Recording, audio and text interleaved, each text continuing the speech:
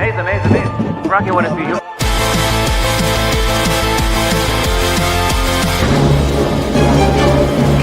I really don't think they flew 90 billion light years to start a fight. Some say chill days so long gone, can't bring them back, no magic wand. Counting white cotton clouds, painted on the blue sky's crowd. And yet somehow that way it's baked with eternal hopeful flair. Pineapple pizza, Hawaii that's freeze ya. Can't wait to be up 3 days of you and me. I'm sailing!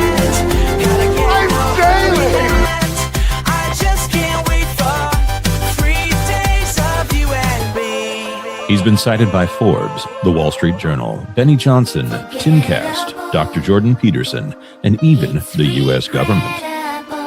But soon they'll wake up to see the summer sizzles in me. We're doomed. Will this never end? Dire wolves back and so are you. Oh yeah, Belvedere flying so the moon. oh yeah. And everyone singing just the right tune. Maestro blasting on the jazz flute. We are all participating in mandatory fun activities. Jelly bean bonus, every flavor in the bag. Super movie star, but first gotta join SAG. Keep our eyes open. Wonder Ken, super friend, where are you? Get a search warrant for the near clear blue. It's scooping time.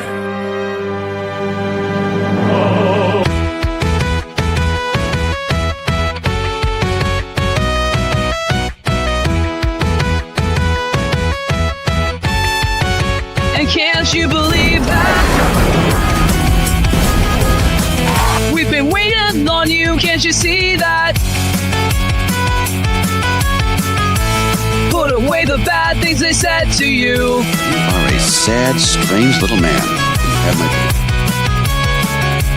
After all, just have to call and say you're some kind of Because you are the special. epic.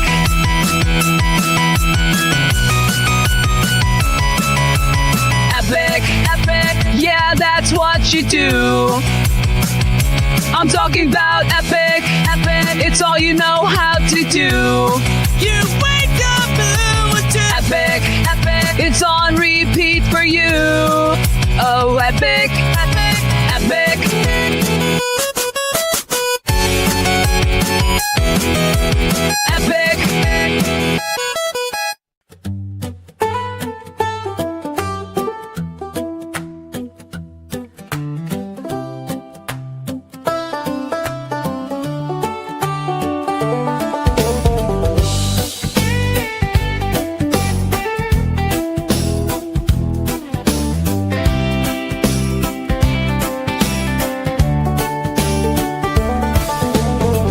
Hear ye, come on,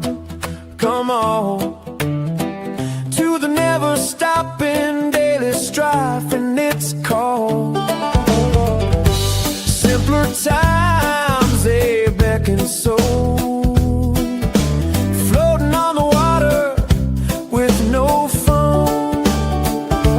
Can we get away now, find a way now, somehow step out of this stream into a dream of slow it down. Jay says that he remembers a place before the never, ever river severed our tranquility. Counting cars by Highway 30, sitting in the porch swing, guessing colors so poorly. Yeah. Is the next one a blue or red one? Maybe silver, maybe gray. What a way to spend a day. Ladies and gentlemen, it's the WDW Pro Show! Here we go now. Ladies and gentlemen, welcome aboard. Four friends gathered together to talk about Holly Weird in a way that drives the weirdos insane. Why? Because we get it right so many times in a row, they can't stand it.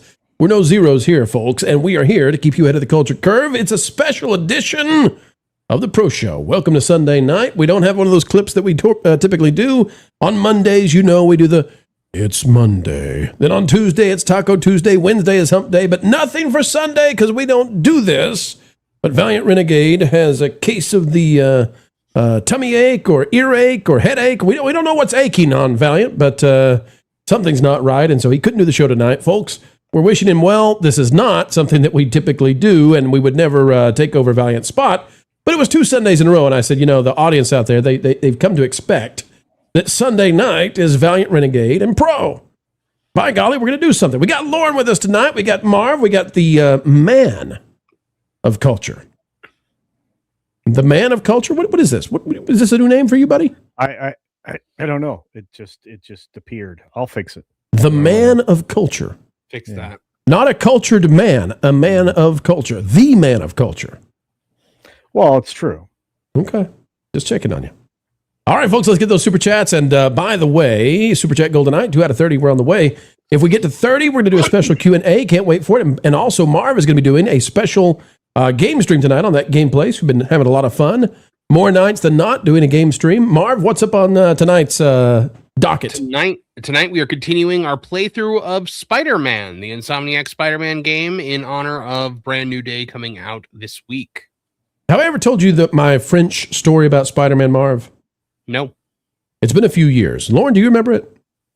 Not off the top of my head. Been a few years. I'll tell the story again. Lots of people are new. I was in Paris back during the original Spider-Man trilogy. Stop me if you've heard it, okay? But we're stuck now. I got to tell it. I was in Paris when the original Spider-Man movies came out with Tobey Maguire. And unbeknownst to me, I wasn't thinking about this at all, but I was in Le Métro, okay? That's Metro with a hairball. Metro, which is a subway in Paris, and it was early in the morning, and so I went over, you know, it's rounded, the walls of the Metro and the station, and so I went over to the tiled, rounded Metro, and I put my hands out, on the wall, and I just kind of stretched, and I did it in such a way that for whatever reason, these Swedish girls, blonde, buxom, Swedish girls. That got your attention, Lauren. I was not with the lady I'm with right now, my wife, but I was with a girlfriend at the time, not who would become my wife.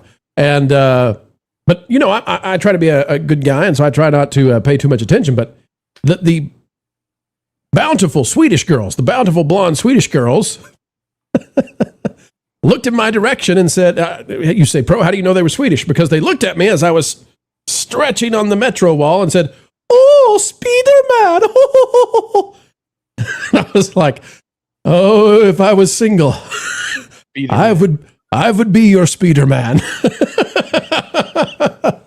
Sling us a web, you're the Spider-Man. All right, folks, let's get these super chats. I'm out of web fluid. No, you're not. Juliet for 2. Almost got the spit take. Morning, WDW Pro panel and Pro Rights. Good morning to you. Good to see you out there. And then I had to put these. They're not super chats, but I had to put them on the screen. Because you all know I love Ghostbusters because it's such dry humor. The original Ghostbusters is my favorite comedy. And particularly, I know everybody loves what Bill Murray does. I love Harold Ramis as Egon so much. I love the jokes that almost nobody laughs at, but you play it the 5th time and you get it. And this is one of those. Pastor of Muppet says, church starts at 6 p.m., starts at 6 Pacific, won't be able to join the stream, have a good night all. And then Full Metal Architect, on a Sunday? I don't know why, that just got me, because I think Full Metal Architect was intending to say the Pro Show on a Sunday, but it landed at the perfect time to be like, church on a Sunday? What are you talking about, you madman? Just Jay is out there. I don't know. It just tickled my fancy. Just Jay is out there for 5. It doesn't matter how many victories Hollywood claims. They are failing to influence culture in the way they want. It's insanity from Lambs. Culture, do you feel influenced? No, not at all. Okay. Not Maybe anyway. you're a winter lamb. Okay. What month were you born, Culture? November. Close. What day? You know, we've had this conversation before. You and I are separated by 5 days or something like that. Marv, do you sense a winter lamb in the presence? Yep, I think there's two winter lambs here. Oh boy! Hey, Culture, you sweet summer children. You know nothing. You better not call us a sweet summer sausage. I was getting worried. Hey, you know, 2002's Spider-Man was the very first film to cross stop 9 it. figures. What? No, just stop it. Yep, it was Spider-Man. I heard it. It was the very first. Joel Spider-Man. Mr. Spider-Man. Take your wiggle wire and your always said it boobs like that. and your Spider-Man. What is this? Are we all acting like this is the first time he said that? Because I've heard him say Spider-Man a million times. I just love it. Mr. Spider-Man, I didn't get my homework done. Can I turn it in tomorrow? Spider-Man is saving the petrol station right now. Unbelievable. We love your Culture. Wendy for 5. Woohoo! The Pro Show Sunday special. That's right. That's how we feel too. Yeah. And you know why we feel that way, folks? Because we get to spend time with you. 400 of you join us right now. And, lots of folks, because Valiant comes on now at 8 p.m. Eastern. He says Central Time. He doesn't know what he's doing. 8 p.m. Eastern. That's the only way to say it. We're coming on an hour later. We just couldn't get it together fast enough. We tried. So some folks out there have found some of their shows to go to, but we've got 400 right now. Let me tell you, not only do we get to spend it with 400 of the brightest, bestest, most beautiful people out there, and I mean that, but also because all 4 of us are great friends and we get along real well and we love the stories that Culture tells. And we're going to tell the tale of Hollyweird in just a second. But Culture, you declared a new nemesis, I believe. Was it you that declared it, or was it Lauren that declared? Thank goodness. Nemesis status. It's been exhausting being Culture's nemesis for so long. I'm glad he found a new one. Yeah, I understand that. I did, but it was only it was a name only. Did you declare Lauren as your nemesis? No, there was no blood oath or anything. It's all been exaggerated. Lauren, don't worry. It doesn't take up nearly as much of your time as you might think. I was trying to pencil him in for Tuesdays, but I guess we'll see how it goes. Taco Tuesday and Nemesis. Okay. What do we got here? John for 5, a man of culture. Spiderman. I'm out of web fluid. What is this show coming to? Wasn't me. I worry there's a joke there. We'll leave it alone. By the way, ladies and gentlemen, I don't want to foreshadow anything, but there might be a day in the not so distant future when, after Valiant's done, maybe we might do a pro thing sometime. No, that's enough. Don't say it. Okay, ladies and gentlemen, how about we get to some news? Culture, you ready? Yes. Marv, you too? Ready as I'll ever be. Lauren? Yeah, I'm not doing anything else. Permission to launch? Let's do it, folks. There's a Joe out there, and he's still angry. What about that?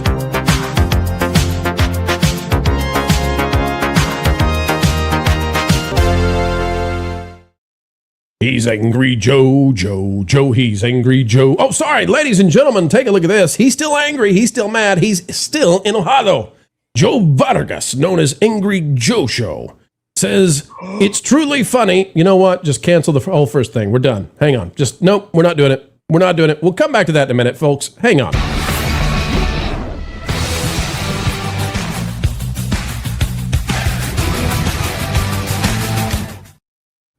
I don't think we've ever stopped a segment before, but we're going to stop the segment. We'll just start over in a minute. I didn't like the way I sang that anyway. This isn't funny. Hang on, Lauren. I'm putting the tally in. Whoa. Packing paid $300 the other day. This is $400. We are $300. Oh, yes. We are $300 short of the $1,000 mark for you to shave your head entirely, all of it. There's a technicality. Hold on a minute. There is a technicality. What I said was he had to do it in 2 super chats of 500. No. Yes, I did. You go back and you watch the video. No, he's going to get there. He's going to get there. He's going to get $1,000 and you're going to shave that beautiful head. No. See what I said? The way this was set up was that he had to do 2 super chats of 500. This includes collectively. This includes eyebrows. Eyebrows too. No.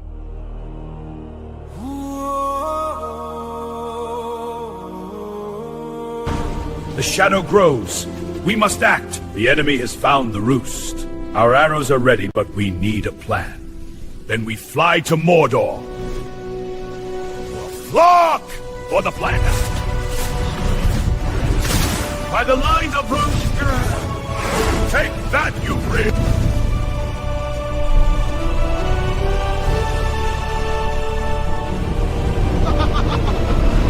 What have they done?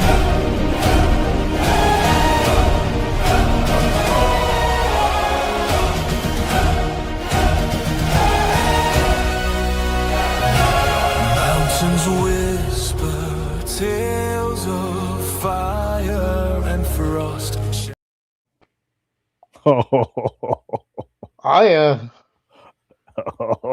may have made an error in judgment. How did I get involved in this? Like, they're talking about my packing protons. I have told you repeatedly that you are not going to get me to do things by giving money to Pro. That's not how this works. I'm gonna give Lauren every dollar of this. Lauren, you're getting every dollar of this to shave your head. Yeah. Shave your head. Wow. Now when we say shave your head, because this was the offer that was made. You didn't just say you were gonna shave up here. You didn't just say. I did. You said no, you said shave your head. Are you seriously gonna make me take everything off? Yes. Whoa. Easy. Easy. Children are present. Well, that's a phrase that's echoed through casting departments of Hollywood for years. Oh boy, yeah, and the couches. What are we, Harvey around here? No, no. Look, I have considered taking the beard and the mustache off just to surprise everybody in the past. I'm not doing the eyebrows. There are limits. that is a little far. Okay. If you shave your eyebrows, I will say you may get donations just walking down the street. Oh, wow. All right, folks, let's get the rest of these super chats. And I promise we're a real show. We're a real boy. We will cover the news. We'll go back to it, I promise. Oh, yeah, Pro, speaking of being a real boy, did you see the Pinocchio horror film? No. Oh, boy. Is this like the Winnie the Pooh? What was that? What was that movie? Yeah, but it's different. It looks very Is it same people? No. It's like some kind of, but it looks very terrifying in the stills I've seen with the marionette. I'm like, okay. The one that came out on Netflix was plenty terrifying. Zero for 5. I can only join you for a little while. I got a guy on the other line interested in a set of white walls. Oh, that is a great movie. Major League. That's where that line comes from. There you go. We got Juliet for 2. Like, subscribe, and share a cheeseburger today. Thank you, Juliet. Let's see. There's a little super chat here. I don't know if you've heard about it. Packing Protons. I don't know if you've seen that before. But yeah. I love how Packing Protons thinks that he can throw money around on other people's shows and tell me that I have to do things. That's not how it works. Marvin must shave it. Yeah, Marvin, you don't have to shave your beard. That's not part of it. But if you want me to do something, you show up Thursday nights and you make me do something. But I will say this says Lauren must be shaved at a live event. Ooh. I don't know how we would do that. Oh, I'll figure it out. I think we could figure an event out. Yeah, we'll figure this out. We just had an event. Really? I'm sure there'll be more. This guy down here, he has been. We have harassed culture to let somebody wax his body for charity for children. He is so happy right now. Culture is so happy that it's switched to Lauren and nobody's saying wax your body, culture. See, this is why we have a blood feud. It's like you're enjoying yourself too much. Look. I'm going to be at the D23 Expo in just a few weeks in Anaheim. I'm going to be in Vegas for that meetup. So you want to attend one of those, Lauren? I can make sure you get shorn. Oh, I thought you were going to offer to wax yourself.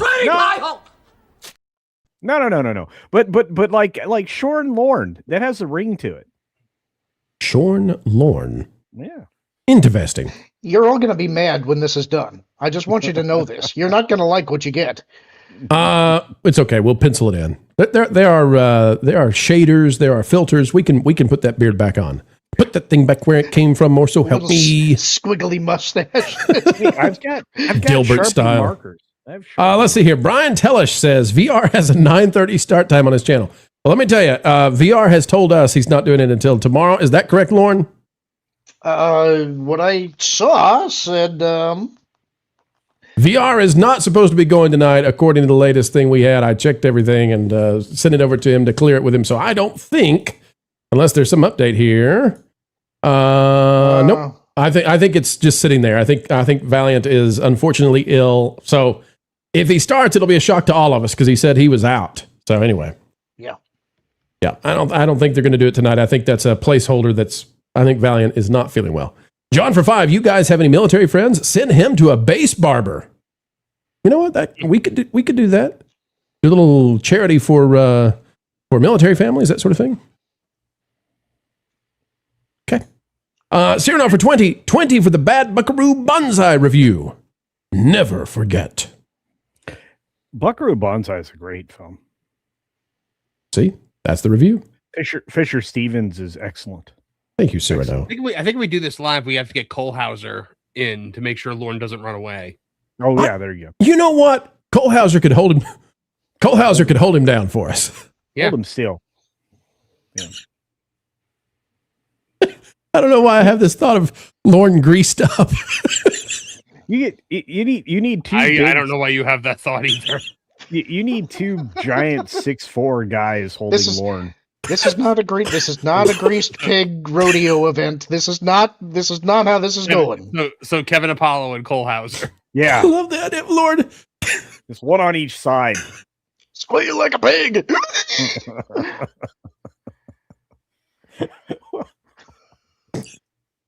Shave him.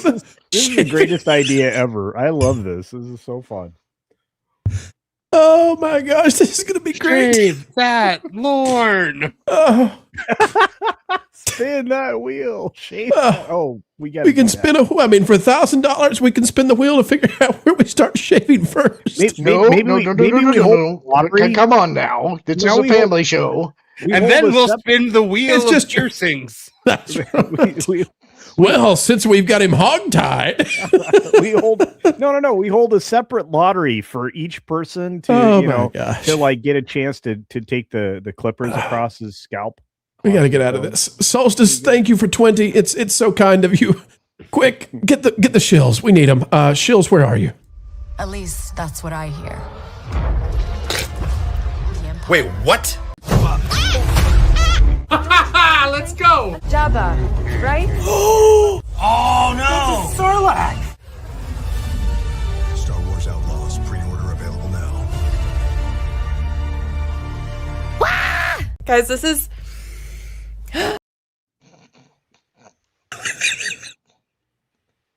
Gonna be a great show tonight.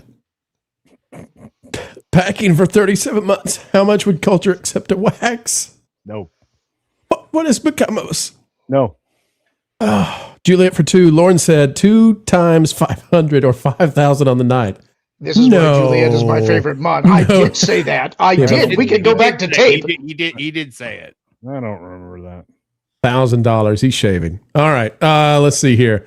And then we've got John for 5. It's John Big Booty. Okay, then. We won't convince you otherwise, John. All right. Whew. Whew. Hang on, folks.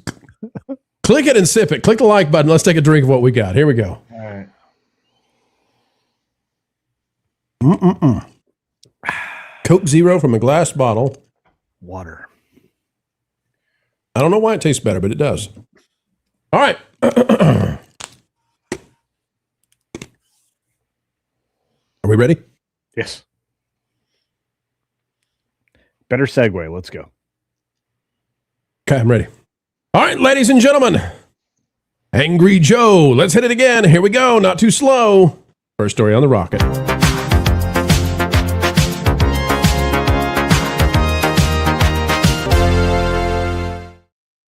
Angry Joe, he's in Ohio. Oh, ladies and gentlemen, welcome back. Joe Vargas, he's still hot. He's still unhappy. And by hot, what I mean is He's having a real bad day. Take a look at this. Joe says, it's truly funny watching Nerdrotics, the Critical Drinker, and all their buddies, we call them amigos, lose their crapola over this film daily. Talking about the Odyssey. Now disowning and dunking on their own fans and subs to avoid being associated with taking an L. Y'all were embarrassed by Nolan. It's time to move on to whining about the next woke film that will actually fail for other reasons that elude you. That'll work better than throwing fans under the bus. Promise. And you can see he's responding to Nerdrotic. We've got a response now from Critical Drinker. The drinker, Will, says, it's truly funny watching fat, embittered artards like Joe here, so desperate for a win in an endless ocean of losses that they'll blatantly make up things that never happened. Critical Drinker says, I've always said the Odyssey would make money regardless of the backlash. Guess what? I was right. You're trying to claim victory in a battle that only exists in your head.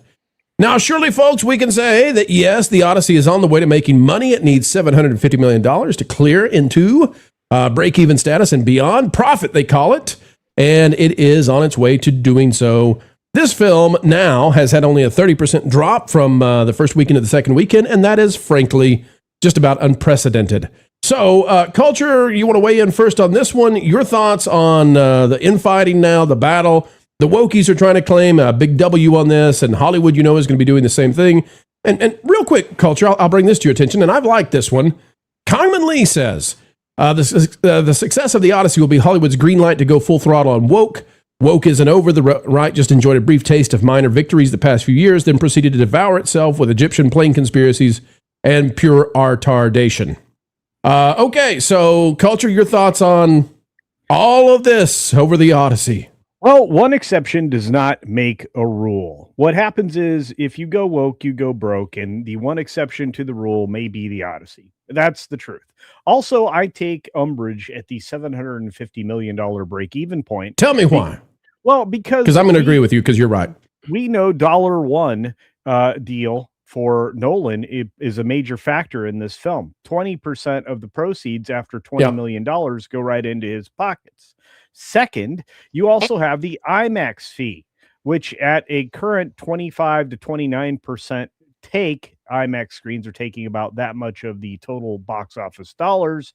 They're going to take their gross cut right off the top as well. So the normal splits aren't going to apply here because there will be money deducted off the top before we even get to that. But it's on its way to $1.2 billion. It's going to make money. I'm not saying it won't make money. It will, but it's not going to make as much money. Christopher Nolan's going to make plenty of money, and is his wife, Emma. I always want to call her Emma Frost, but it's Emma something or another. Anyway. I think it's also important to emphasize we're talking about 20% off the gross, not the net. Right. Which I think that's significant. $1 gross deal. Yeah. So, a couple of things about this. If this was a normal movie with normal ticket prices, not IMAX ticket prices, because IMAX raises it 50%. If this was normal, this film would be at about $500 million. And that would be nothing to sneeze at. That would be impressive. But because it has that IMAX situation, and I've called this a swan. You can call it a white swan. You can call it a black swan event. You figure out what that means. But the thing is, I don't think you can replicate this. And this is where the Angry Joes, I think, are going off the reservation, because this is a once in a lifetime kind of deal. It's got the division on the backlash because conservatives are attacking each other like crazy. That's driving the average person to say, okay, well, now I got to go see it to see what I think about it. You've got the fear of missing out because it's made for IMAX, and specifically a format that almost nobody's going to be able to see anyway. But they don't know that. The normies don't know 70 millimeter versus whatever else. So people are going to see this because they don't believe they can see it on their TV screens. And then it's Christopher Nolan. And then Christopher Nolan, I think, has said he's not going to make another movie for a number of years. So you got all this stuff coming together, Marv, and it's driving this thing forward in a way that, frankly, we've never seen before. A 30% drop for an IMAX, essentially that's the lead platform is the IMAX. A 30% drop. We've never seen this. Yeah, I mean, we always knew this movie was going to make money. I don't think any of us have ever said that it was going to bomb. None of us. Yeah, maybe Culture, but probably we all knew it was going to make money. It's a Christopher Nolan movie. They don't typically fail. the thing that's funny now is I think you said this is not something that can be repeated. I think Disney is trying to duplicate this right now because Avengers Doomsday tickets just went on sale. And I looked at my theater, and my theater didn't have any showings. And so we went to the movies last night, and I asked the manager at the theater, I said, hey, I didn't see any showings for Avengers Doomsday. Are you not getting it? And he said, well, the only tickets that are on sale right now are premium screens, Dolby 4DX and Infinity Vision. But those still, Marv, I agree with you. Disney's trying to do it, and I don't mean to interrupt you, but I just want to ask this to you as you continue. That's still not IMAX, and that's still not IMAX prices. So right, but Dolby IMAX prices are. Dolby has is Dolby 25-ish? I believe it's about the same. If I'm Okay. not, I might be mistaken on that, but I'm pretty sure it's comparable. Because here's what Disney has to face, and I love that you're bringing this up. 4DX definitely is. Disney must face Dune Part 3. They're determined to not move off that. Disney is trying to throw their weight, right? They're like a sumo trying to force everybody outside of the circle. And Disney is saying, we won't budge off this date, even though we're losing IMAX. Dune Part 3 will have every single IMAX screen. Right. So now the thing about them doing what they've done now with only putting premium screens on sale is those are actually selling out. So now tickets that normally would have gone to normal showings are going to the premium screens where people are paying more. They're trying to pad this thing to try to have this Christopher Nolan type bump. I don't know if it's going to work for Doomsday. I will say that all of the premium screens that I looked at for the Regals in my area were almost all sold out. Well, let me ask Lauren this. Lauren, if we go back to the Angry Joe quote he's got here, the post. A lot of the wokies, right? And folks, remember, we're careful when we say this. There's the right, there's the left, which I've got that flipped around on my hands because we're mirrored on the camera. But anyway, there's the right and the left, and there's the centrists. And that's all part of the traditional political sphere. And we need the left, we need the right, we need the middle, and everybody fights together and we get to a better place in society. Cool.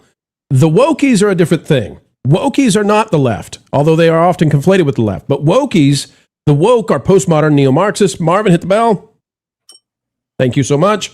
They are postmodern neo-Marxists. They believe in power over truth. They don't believe in truth at all. They believe in narrative.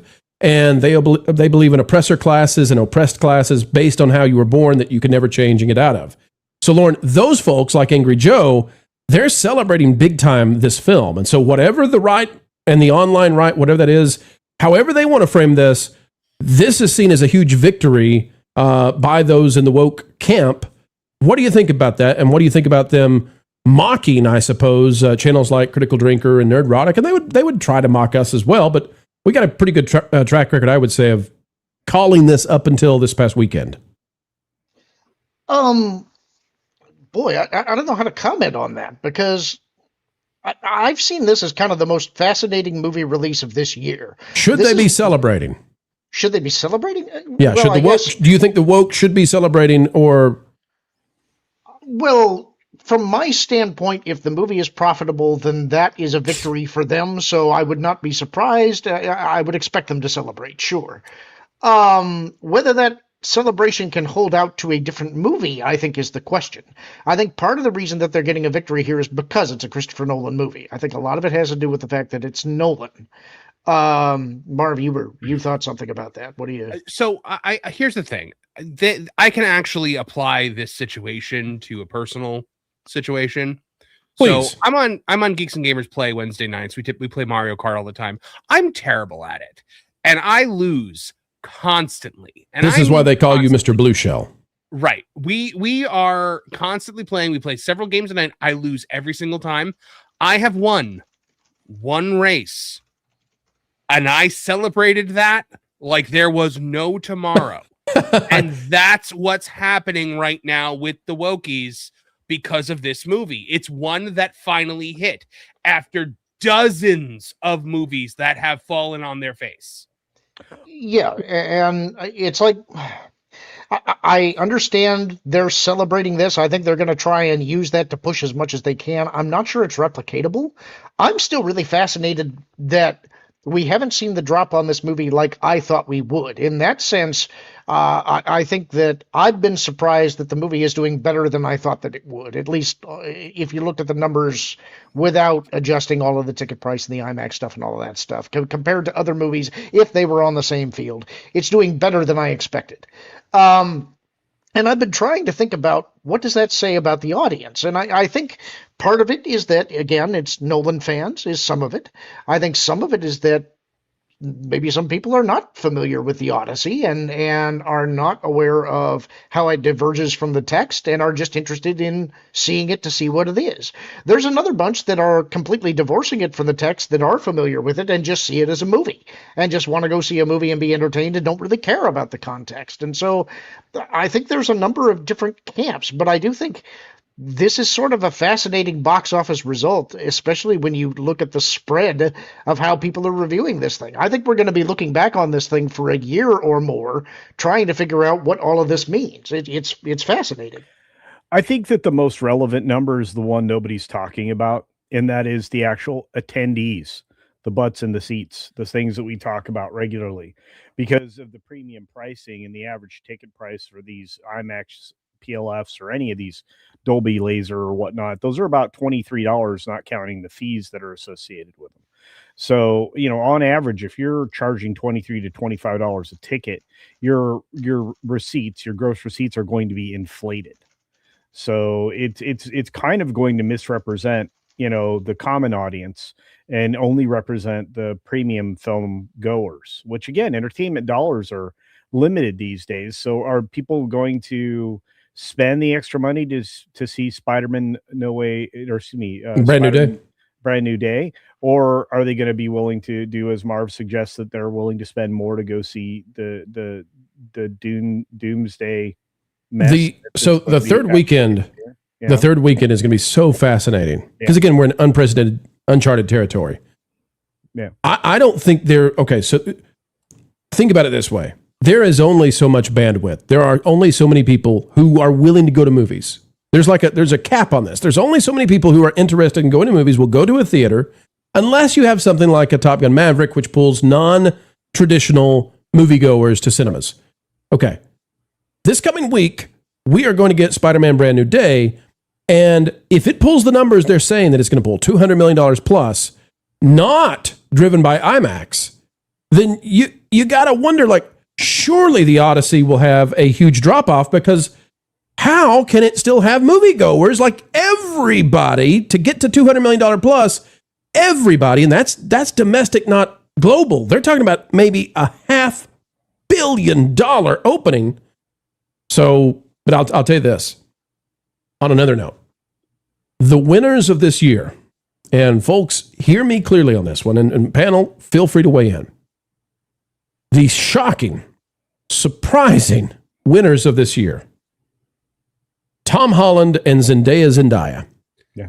In the course of a month, they are going to be sitting on $2 billion in box office revenue. Zendaya is going to be in Dune Part 3. So toss her another $1 billion. And then Tom Holland, and maybe her as well, one might suspect, but definitely Tom Holland's going to be in Doomsday. So maybe toss another $1 billion their way. This is the power. He's going to be in it.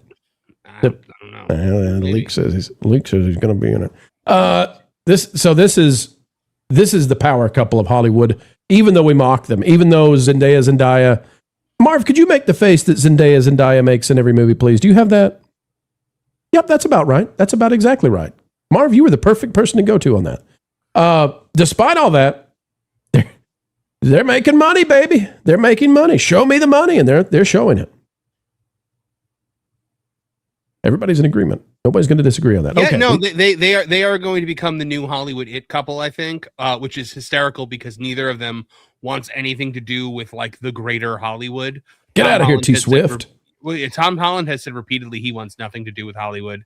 That actually works in their favor, I think. Yeah, she doesn't seem to really want the limelight of the Hollywood media either. They had their wedding in secret. Nobody even knew that they were married. It's not like Taylor Swift, who rented out Madison Square Garden. Get out of here, T Swift. Yeah, I think the fact that they just kind of seem like normal people is going to work in their favor.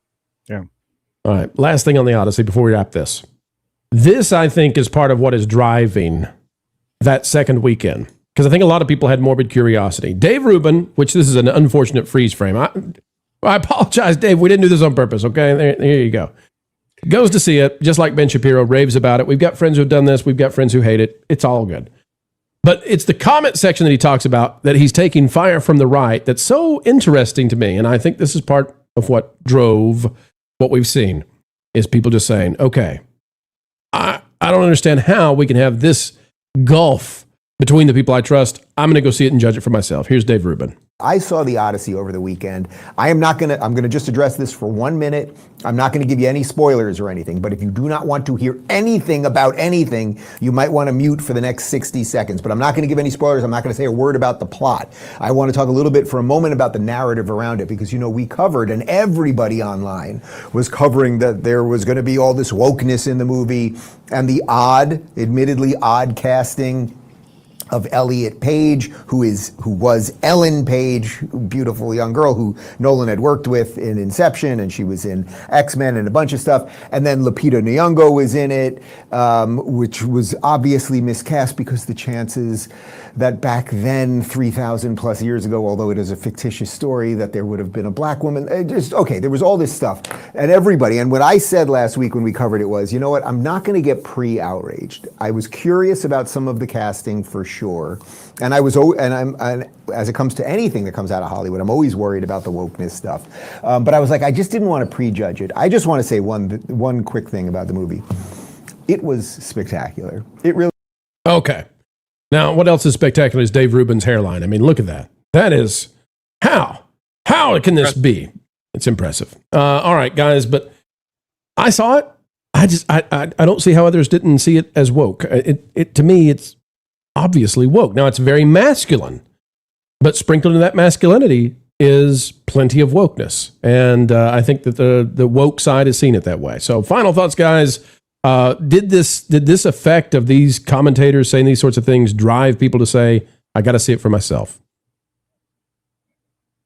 I don't think so. I think people will go to a spectacle movie, and this is intended to be a spectacle movie. Of all the people you, sir, Lorne, you said to me, oh, well, now I got to go see it. I get this morbid curiosity because people say different things. You'll note that I have not done so, though. I have decided I'm just going to wait for it to come out on streaming. I don't need to see it, but I am fascinated by the results. I am continually. This has been the most fascinating movie to me to watch. What is the audience doing? Because I don't fully understand it, and that is interesting to me. I think it says something. I'm just not 100% sure what it says yet. Well, there's one person who knows.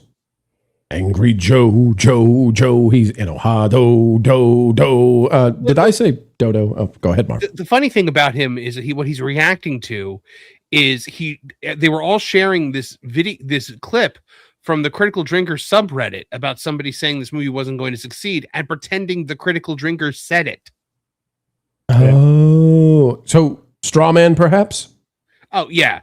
And, it was Angry Joe did it and a whole bunch of others did it, and they were all sharing it. And everybody was like, Critical Drinker does not even have a Reddit account. And they're just, Come on, Joe. Come on, Joe. No, it wasn't Joe. It was, I forget who it was. Nerdrotic said it in the thing he's quoting. But, yeah, a bunch of people did that. Get it right, Joe.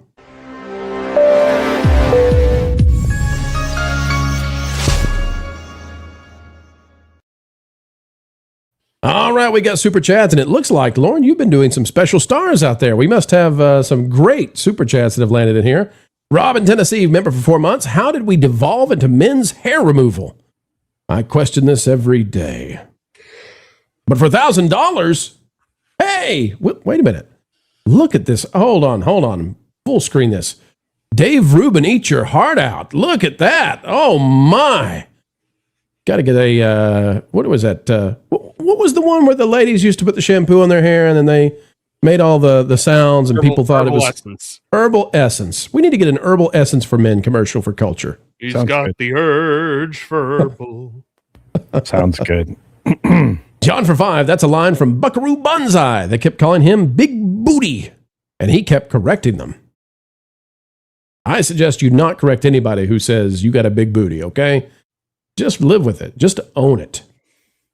Mr. Fulton Moraz, hello everyone. I'm not feeling well today. I got hit in the helmet and in my head with a softball. Youch! And it's in a big knot.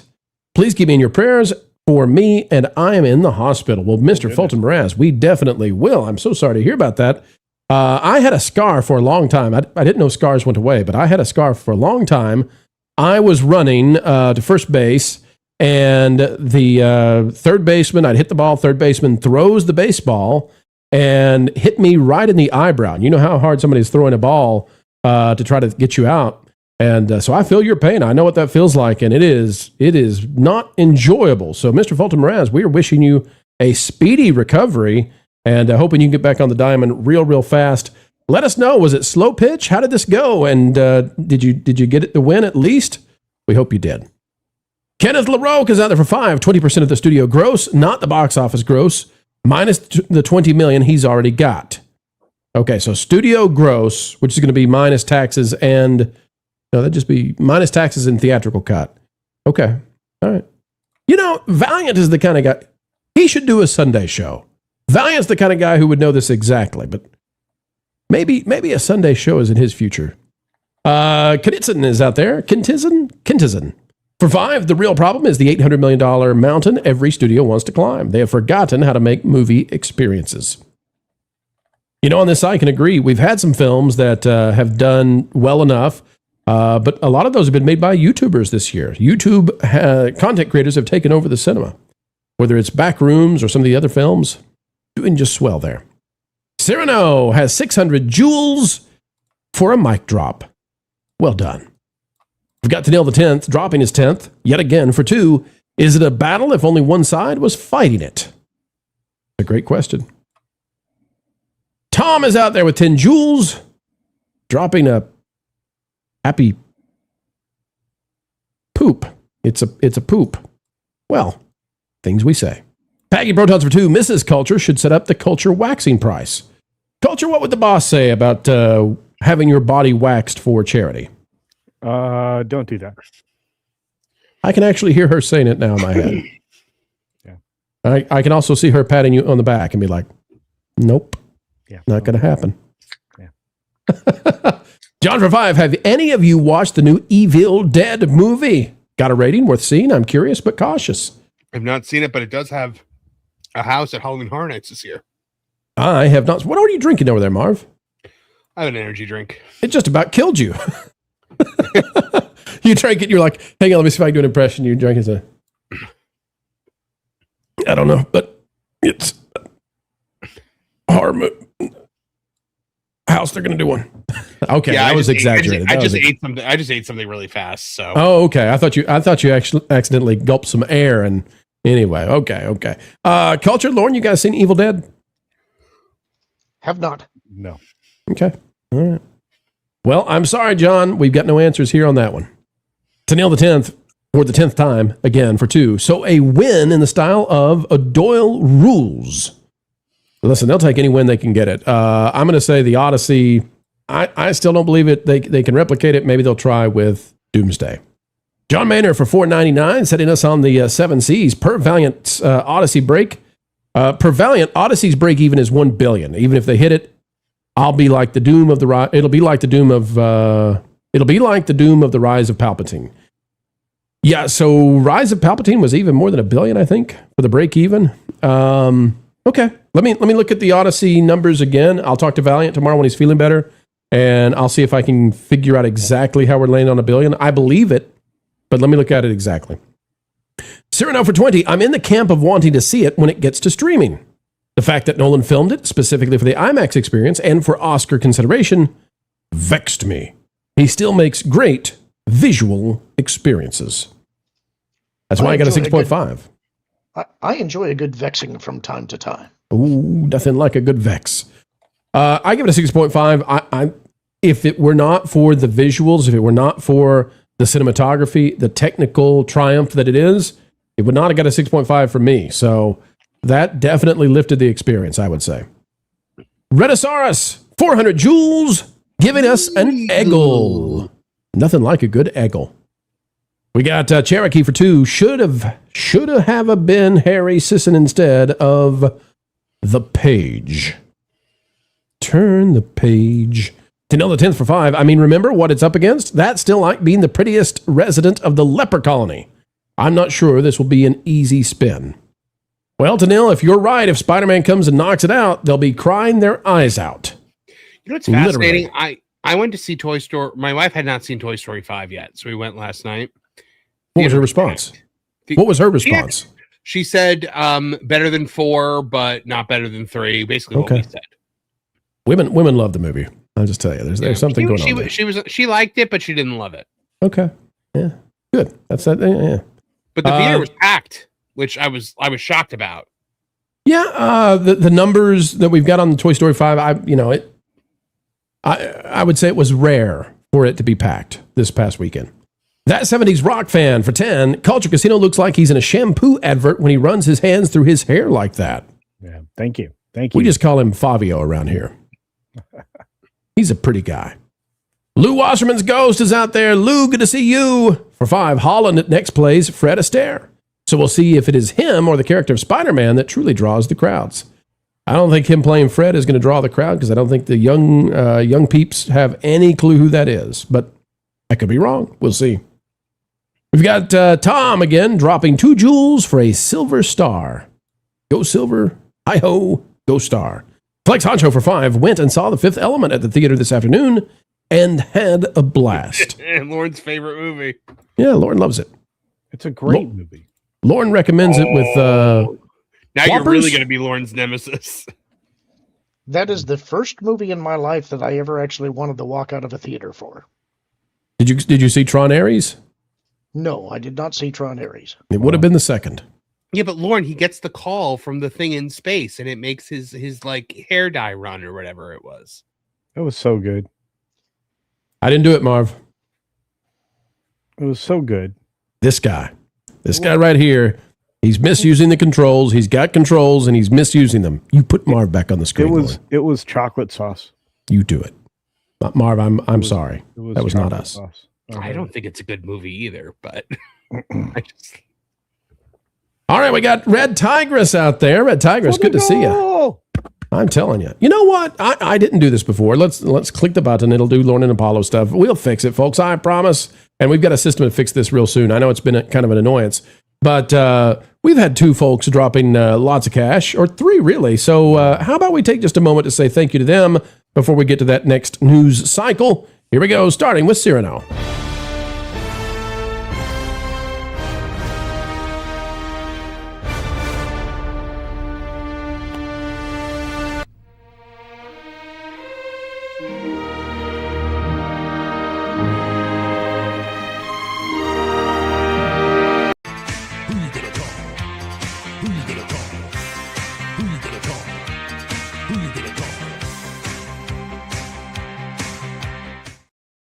That's right, folks. The individualized clips, just a way for us to say an extra special thank you to the folks out there who help us keep the hamsters on the wheel. Red Tigers for 20 for the goal. Though I must admit, I'm with Lauren. It's a curious situation. The artist formerly known as Paige is a Greek warrior. No, just no, not built for it. I'm a Nolan fan, but won't go to the movies for this one. I like the Odyssey Classical. Well, I mean, if Variety keeps poking at Elon the way they have been, he's going to make his own Odyssey out of spite. We have an article about this, and we also have I also did a video on it where Elon has said both that he would give Mel Gibson money to make a historically accurate version of the Odyssey, and that Grok AI will be able to make it by the end of this year, and that he will make it on Grok. Which we're going to talk about that in the next segment. That is shocking. But we're getting there. The version that Elon shared was insane. Yep. It looked great, but don't play it because I got hit for it. I'm not going to play it. Mo Zamboni, one of our fave guys. Good to see him at Southeast Gaming Exchange as well. Yep. Dropping 5 says, hail! It was great running into all of you at Siege recently. Wish I could have stayed longer, but wonderful all the same. Mo, it's always good to see you. We hope we can have you on the show real soon. Mo's a great guy, and I dare say he's got the best beard on the YouTubes. Somebody's going to complain and say, no, I know somebody better. Well, he's not bad for an Irish. I just call him not Beardo. It's happened before. Brian for $4.99. How does movie subscriptions like AMC A-List impact box office? For example, I can see up to 4 movies a week. My understanding is that those get counted and tossed in as a ticket sale, and then they're comped somehow to the studio. I'm not exactly sure about the percentage. Again, Valiant, he should do a Sunday show sometime. They looked into this a couple months ago, and he had an answer, but I'm not sure exactly where that percentage lands. But it does get counted as a ticket sold. We don't often get the numbers for the butts and seats, but if we ever do, those are in there too. All right, Bondian for $169. That's a very Bondian number from you. Says, maybe I'm a bit controversial, but for me, the woke elements aren't even in the top 3 issues with this movie. The character of Odysseus, the narrative structure, and the editing are far more problematic. Lower tier Nolan movie. I agree with you, Bondian, although I'm going to say that the character of Odysseus actually fits the woke issue for me, because I do not like that Odysseus is made to be the bad guy. I do not like that Odysseus, who outsmarts the city of Troy with the Trojan horse, is made to be a bad guy because they steal from the biblical stories the idea of being kind to strangers, which comes from the book of Hebrews and references the story of Abraham and the angels. They switcherooski that into Zeus's law. Now, I know there was a Zeus's law, and I understand that, but they modify it to be more like the biblical stories. And then they have Odysseus break Zeus's law because the Trojan horse is a gift. And because of that, he has done something that's so sinful, so immoral, that his entire journey is a way to correct his behavior. And he has done something so egregious that he's destroyed civilization itself. And you don't know that until the very end of the movie. And none of that is in the original Odyssey. And I don't like it because I think that it destroys his character and why you should be rooting for him in the first place, to find out, oh, he's a bad guy. But even Emily Wilson agrees with you. Well, good. She should. I mean, she's crazy, but she should. Do you agree, though, Culture? Oh, of course. Yeah. You don't fool with perfection. And 3,000 years of perfection has been meddled with. I know Lauren is very proud of how they handled the Cyclops in the movie. You know that they doubled Matt Damon with a 5 foot tall stunt woman. Okay, so for one scene. Yes, for one scene, it was the scene where they're fighting the giants who are in the armor. Right. Because but I'll guarantee you, all the stunt people had to be small because Christopher Nolan refuses to do CGI. Right, but I'll guarantee you too, they found the one woman who could do it because they're like, well, this will make a great story one day. Well, and all those guys were 7 foot tall. So, Wolf of McGruffle for $5. I feel like I should do the butters. Hang on, we don't do this live very often. Let's see here. Okay, woof, woof, woof, woof. If you know the reference, folks, it's a great episode. That's a great episode. Packing Protons for $5. Heath Ledger did not play the Joker. You know what? I'll read this differently now that I know what it is. Heath Ledger did not play the Joker. I will die on that L Hill. The only one that got it right was Scarecrow. Thank you, Packing Protons. Yep. By the way, if you do those Joker like monologues, you know how I got these scars. If you do it as Mark Hamill, it's so much better. Whoa. What? Can you do that?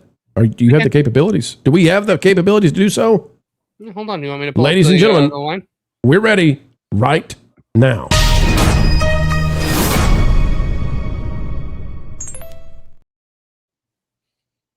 Hold on. I'm pulling up the script because I don't have it memorized.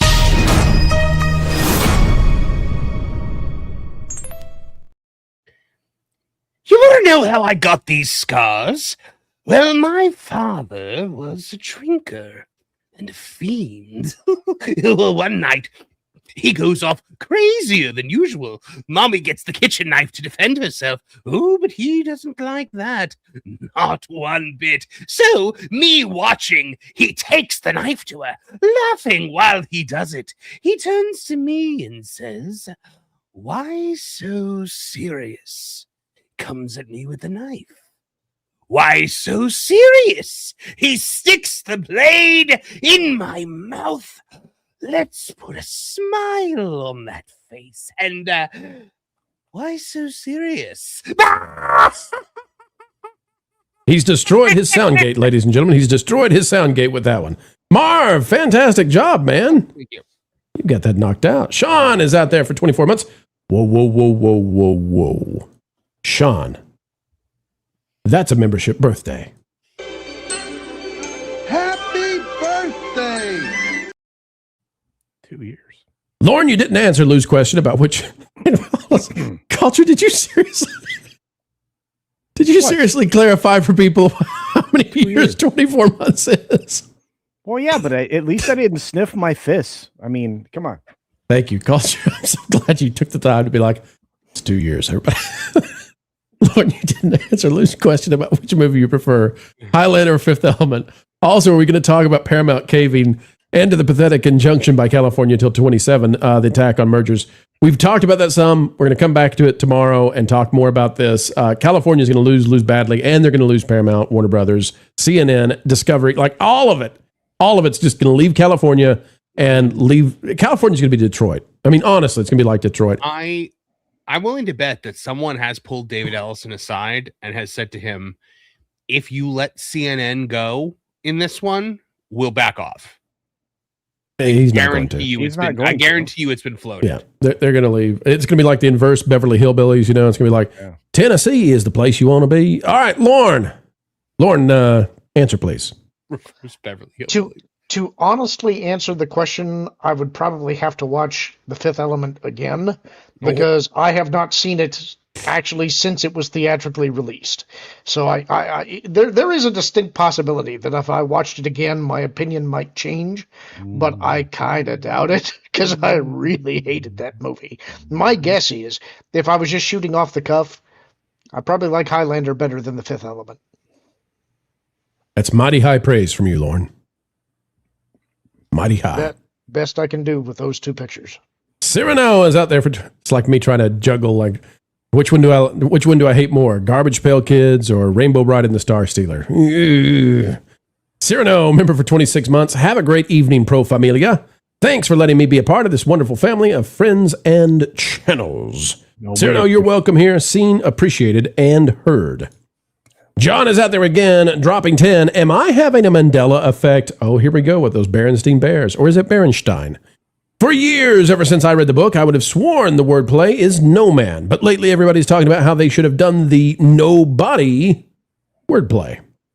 I've always remembered it as nobody. Nobody's the way it was, right, Lauren? With the Cyclops? Who did this to you? Nobody? That's the way that I recall it. I'd have to go back to my translation to see what it says. I haven't... Right. So this is the thing about the Mandela, though. This can't be a Mandela because, John, you may have just read a translation that translated it no man, which is the same as nobody, except nobody is a little bit more gender permissive. There's also possibly a conflation with the Witch King. You know, you may be thinking of the scene where she takes out the Witch King and says that I am no man, possibly. Could be. John, that's the best answers we have right now. All right, folks, here we go again. Elon Musk is declaring war, but what if we told you that this idea that you're going to be making your own movies by the end of the year, it might not just be movies anymore. It might be AAA games.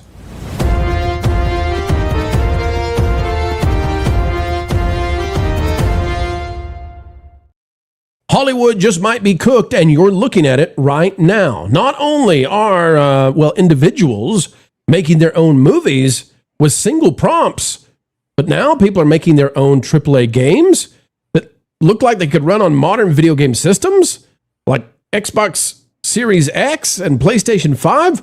Oh my, Matt Schumer posting this. Claude Opus 5 one-shotted this game. That's not perfect, and we're going to zoom in just a minute. But I want to read this to you. One shot of this game, single prompt. Everything you see in this demo is custom code. Not a single external asset was used. No textures, no audio. It was coded completely. It says AI games are going to be amazing. As we look at this, Not everything's going to be perfect, not even close. However, we're going to use our noggins here and think about the Will Smith eating spaghetti effect. 3 years ago, ridiculous, ludicrous. Nobody thought that you could generate videos. It was going to be 20 years. Today, it's here. Here's where we are with video games. Take a look. Now, see the arm on the left? Clearly, that's not great. Hear the audio? Kind of sounds like you're underwater. But single prompt. Enemy eliminated. Turning gray because you're injured. Enemy does some weird kind of thing there. But you can clean that up off one more prompt. One more prompt. We've been talking about this on That Park Place. Huff for Congress post this, says the prompt was simple.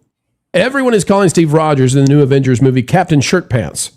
So what was the prompt? Make a full-length Captain Shirt Pants trailer. And it did. We can't play this because it features some Marvel stuff, music, assets, etc. Here you can see Chris Evans going up to receive his costume, and it's called Captain Shirt Pants. It's a mockery of the fact that he wears a shirt and pants in the trailer. So now in everything that they've got him in this trailer that was allegedly single prompted, he's wearing shirt and pants. And by the way, I want you to see what a job it does with RDJ. And we have to be so careful with this stuff, but I'll play just enough. This is YouTube. We're trying to cover the news. How will they know what it is if I don't play it? Here we go. You can still wear a shirt and pants, Captain. You just have to register. That's it. That's all. I love some of this. Okay. Oh, what is this? Okay. We can't. Here's Spider-Man. Oh my gosh. They did this. This can't be a single prompt, surely. But even if it's not a single prompt, is that Big Bird? They did a great job of Captain Shirt Pants. So here's where we are. Panel, your thoughts. It's not just trailers. It's not just movies. Elon says he's going to make an Odyssey full-length movie in AI, and it's going to look great. It's going to look good. Marv, I'm going to go you first on this one because you've seen what Elon has said. But this idea that you can prompt modern games, I mean, wow. And where are we going to be by December? Yeah. Look, this technology is here, and it is giving you an opportunity to be able to create your own stories. And I don't understand. Everybody is so against this. And I think it's because, the Hollywood media and Hollywood celebrities are training you to be against this. I don't think there's any problem with making your own stories to entertain yourself. Do I think that, whether or not I think movie studios should be using it or not is besides the point, because they're going to use it. This technology is here. It is going to happen. So at this point, you have to just decide how it's going to be used. If it can make this from a single prompt in a year, we are going to be so far ahead of this. It's going to be insane. And look, one more variety headline about Elon being an incel is all it's going to take for him to make this Odyssey movie and put it out for free on X. And we'll see how it does. It's honestly and YouTube is the perfect platform for these original projects to go out on because, it is a user-generated platform. I honestly think that this is going to be the new wave of the future. I don't think holding studios accountable and trying to say hey, we can make our own stuff. You won't give us what we want. I think that is a good thing. And I don't see the negative here. By the way, we've got Josh Dawes, what he's making. And I would encourage Josh Dawes, and I may reach out soon. I would encourage him. I think you got to make a movie.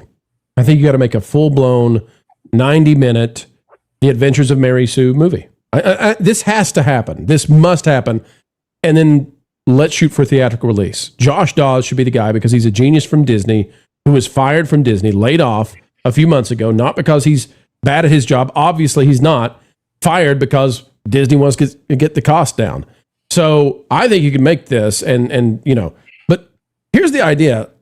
Culture, we're at the point now where by the end of the year, people may be able to make their own World of Warcraft. Just prompt a World of Warcraft to be like, this is what I always wanted. I wanted my Retribution Paladin to be strong. So here we go. I made my own version of it. My Ret Pallies are good now. And we are going to be in a very different world culture.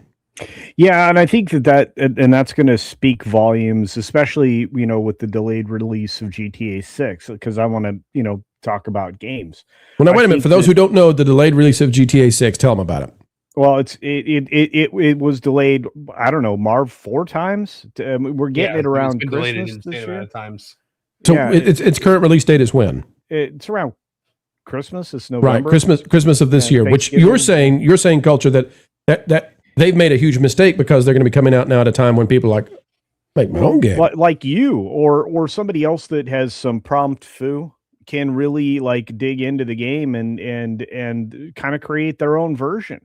I mean, look, you were talking about World of Warcraft. I think Pandorium or whatever that expansion was in World of Warcraft. Oh, Pandera with the panda bears. I always thought that was done so incompletely that you could fix that. You could fix that expansion and it would be so much more joyful to play.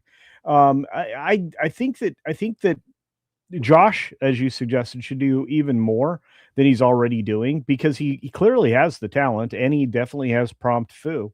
And look, honestly, it's going to be the creative people who are going to rise to the top with AI, because with a little bit of cajoling, they can make the computer do whatever their whim is, and I'm looking forward to that. There are so many people out there who have a story that they're dying to get out in animated form or movie form, and because of the blocks put in place by Hollywood, and nowadays those blocks can literally just be you're a straight white man, and so they won't make your movie.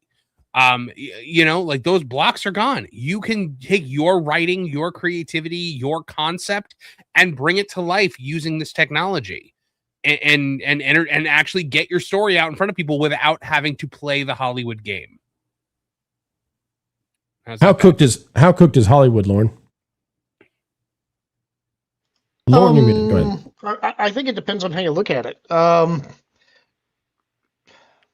thing is, it's one thing to have an idea. It's another to know how to put it on the screen, how to get it in front of people, how to tell stories efficiently. I see lots of people that have great ideas and have absolutely no idea how to write dialogue. So that's one thing. There is a talent threshold that needs to be there. What is being brought down, though, is the cost of creating whatever your vision is. And that gives people a platform to play and to iterate on ideas over time, to refine their craft in a way that was not previously available to them. And so I think that is very significant, and it will unlock opportunities for people who do have a certain level of talent that otherwise might not ever be able to have their ideas seen. So it's very exciting from that standpoint. And I would also say, too, I think that if we just hold our vision of the future to the idea that these games and these movies are going to be slop, or if they're going to look like the stuff we have today, I don't think that's where we're going.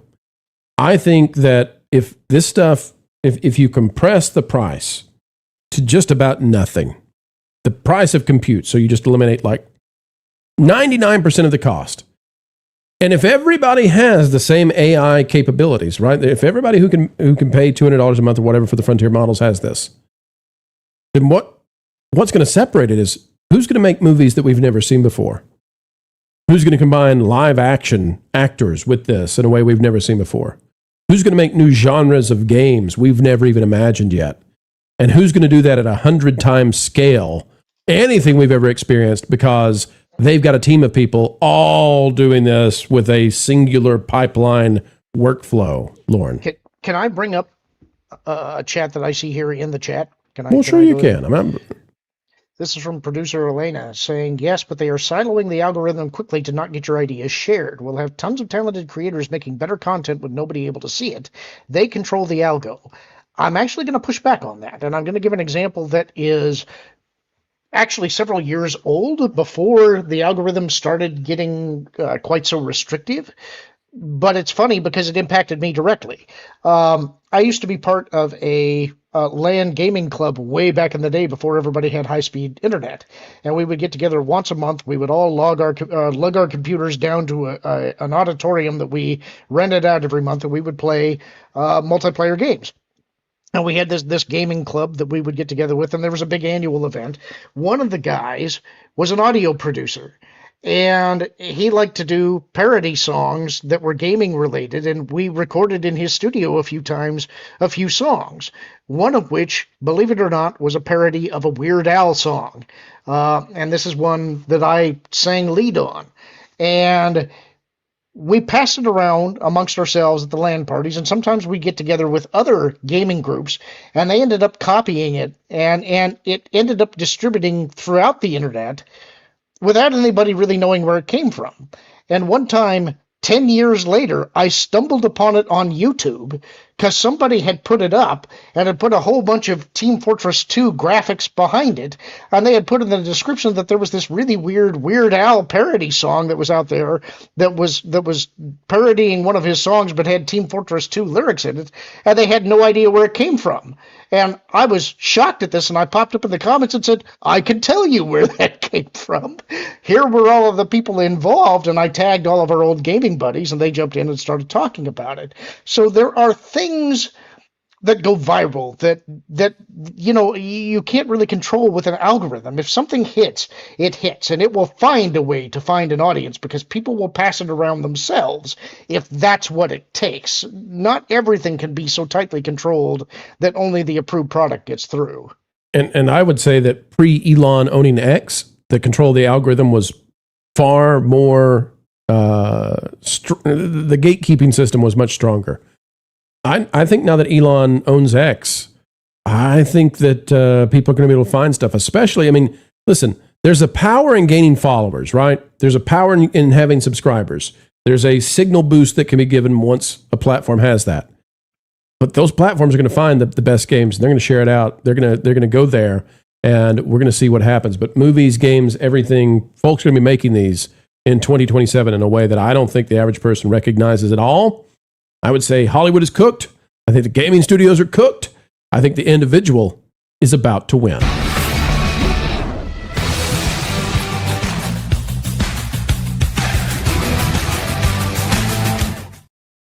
Now, Lornicus, we've already hit the goal, but I think you must give us 2 lines from the song. Could you? What is the song, Lorne? I think it was called Since You've Been Gone. All right. Well, that's going to be hard for you to sing. All right, Lauren. Team Fortress, Since You've Been Gone. How did it go? Give us 2 lines. You want from our parody or from the original song? The parody, Lauren. Since you've been gone, well, it feels like I've been chewing on tinfoil. Since you've been gone, it's like I got a great big mouthful of cod liver oil. That was his original one. That's not our parody, but it's been so long since I've done the parody that I don't actually remember how it opened, but it was called Ode to the Missing Medic. So if you guys want to try and find it, I know it's still out there on YouTube somewhere, but it was called Ode to the Missing Medic, and our gaming group was called PCGS back in the day. Oh, I'm feeling like I stuck my hand inside a blender and turned it on. That's the one. You know I've been in a buttload of pain since you've been gone. I'll see if I can find it. If I can find it, I'll give you the link. All right, Teddy, for $4.99. Is this going to be like Wilton? You can hit me with a copyright. Closing out, said goal. Thank you, Teddy D. And that's right. We'll have a special Q&A at the end of the show, folks. Stick around. Hoshi Rio out there for 15 months. It was out, is, plus nobody, no man, no one, all are translations. Thank you so much. I agree. And they're all synonyms, right? Wolf of McGruff with the Crime Dog for 5. Marv, can you read the Joker's monologue in Doofenshmirtz's voice? Or Doofenshmirtz. I could do a little bit of it, sure. Give us one sentence. I don't want to wreck your voice. That one would. You see, Perry the Platypus, back in Gimmelstump, my father was a drinker and a fiend. And one night, he goes off crazier than usual. I like it. I love it. Well done, Marv. Teddy. Teddy says 3, 2. Oops. I bad mathed again. Thank you, Teddy, though. We appreciate you, and you got us to the goal. So did others, and it's all because, folks, you and the fantastic community continue to do what you do, lifting us up across the YouTubes and making sure these videos make it far and wide. Oh, here we go. It's time to party. It's time to live it up. By the way, folks, we are over 1,000 out there right now across YouTube and X, which means if we were all gathered together in the same place, we got a pretty darn good sized concert hall, I would say. So sit back, relax, and say, hey, I'm part of a great community. Josh is out there, Joshua that is, and he is dropping 400 joules for the Eggle. Thank you for the Eggle. Juliet, 100 joules for a high five. High five. Barry the Music Man for 5. I want to join John Byrne and Claremont's original X-Men comic book run and have AI turn it into an animated series faithful to the art the way it was. Oh, could you imagine? They'll be able So long as you find an AI that will be okay with licensed characters, that might work. That's been shut down largely now in the US, but China, you know. Some of them can do it fairly well, except for anything owned by Disney.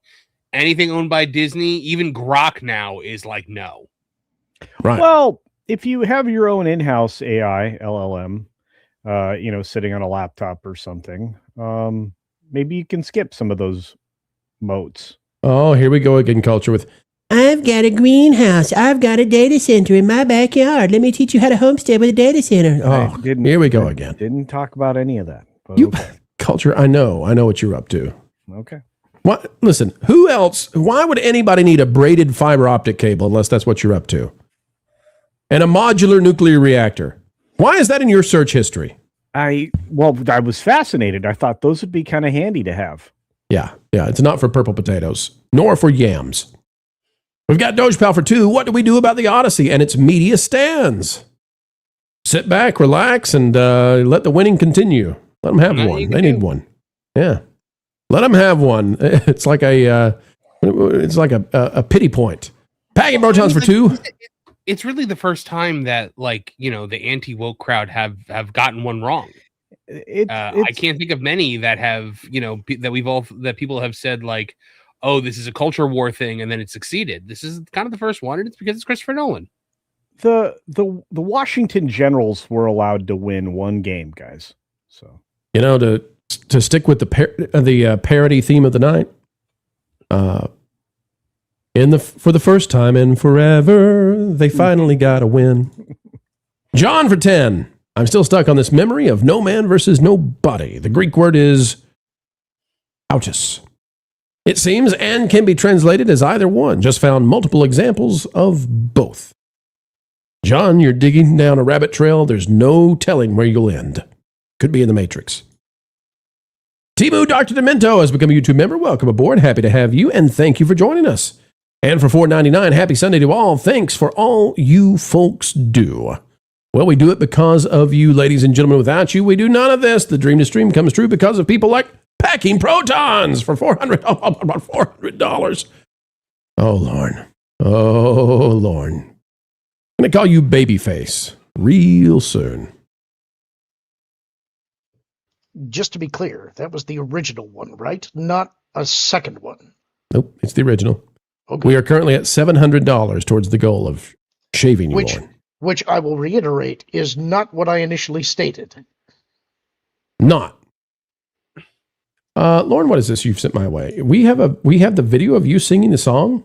Well, it's not video of me singing it. It is me singing it when there's video behind it. Now, how many years ago was this, Lauren? This was 2001, believe it or not. Okay, so you were a younger man. Yep. Okay. 84,000 views, Lauren. Yep. Lauren, I did not make you famous. Well, I wouldn't say I was famous in the first place because nobody knew who it was. All right, folks, here we go. Lauren. Excuse me, I'm in need of medical attention. Since you've been gone, well, I see my health declining at a much faster rate. Since you've been gone, it's like I got a great big target pasted onto my face. Well, I'm feeling like I just got wasted by a little 3-century gun. You know, I've been been in a buttload of pain since you've been gone. Well, since you've been gone. You crazy wild man. How are you not a country singer instead of this? Yeah. Like I said, it He was a busted long out the time guitar ago. one night when we were on the M4cast. Just busted out his guitar. And I You, was like, you wild and crazy unshaven man. He's about to be very shorn. We're gonna have $1,000. Lauren, Mhm. it's done. Holy cow! Lauren, I owe you a lot of money, and you owe us a lot of follicular visibility, sir. I've been so nice to all of you. you're the one who said a number. I said 1,000 was too low. I will say, I was like, you're going to get that. I did say 500 in two from a single person, but fine. Sweetie Pie Hole! Como se llama? No! Kelly Clarkson! All right, Lauren, how are we going to do it? What's the plan? I don't know. Can we play your Team Fortress song while the shaving happens? Sure. Knock yourself out. Now, Lauren, when you sang the song for us, you sang it at a lower pitch. Have you dropped your vocals? What's happening here? You lost a note or two?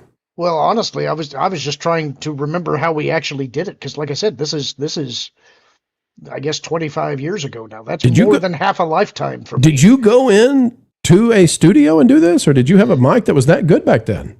This was one of the members of the club had his own home studio that he had set up, and he had very good equipment. There were 3 or 4 other guys that were singing back up there. There were some people that were looped in on additional tracks.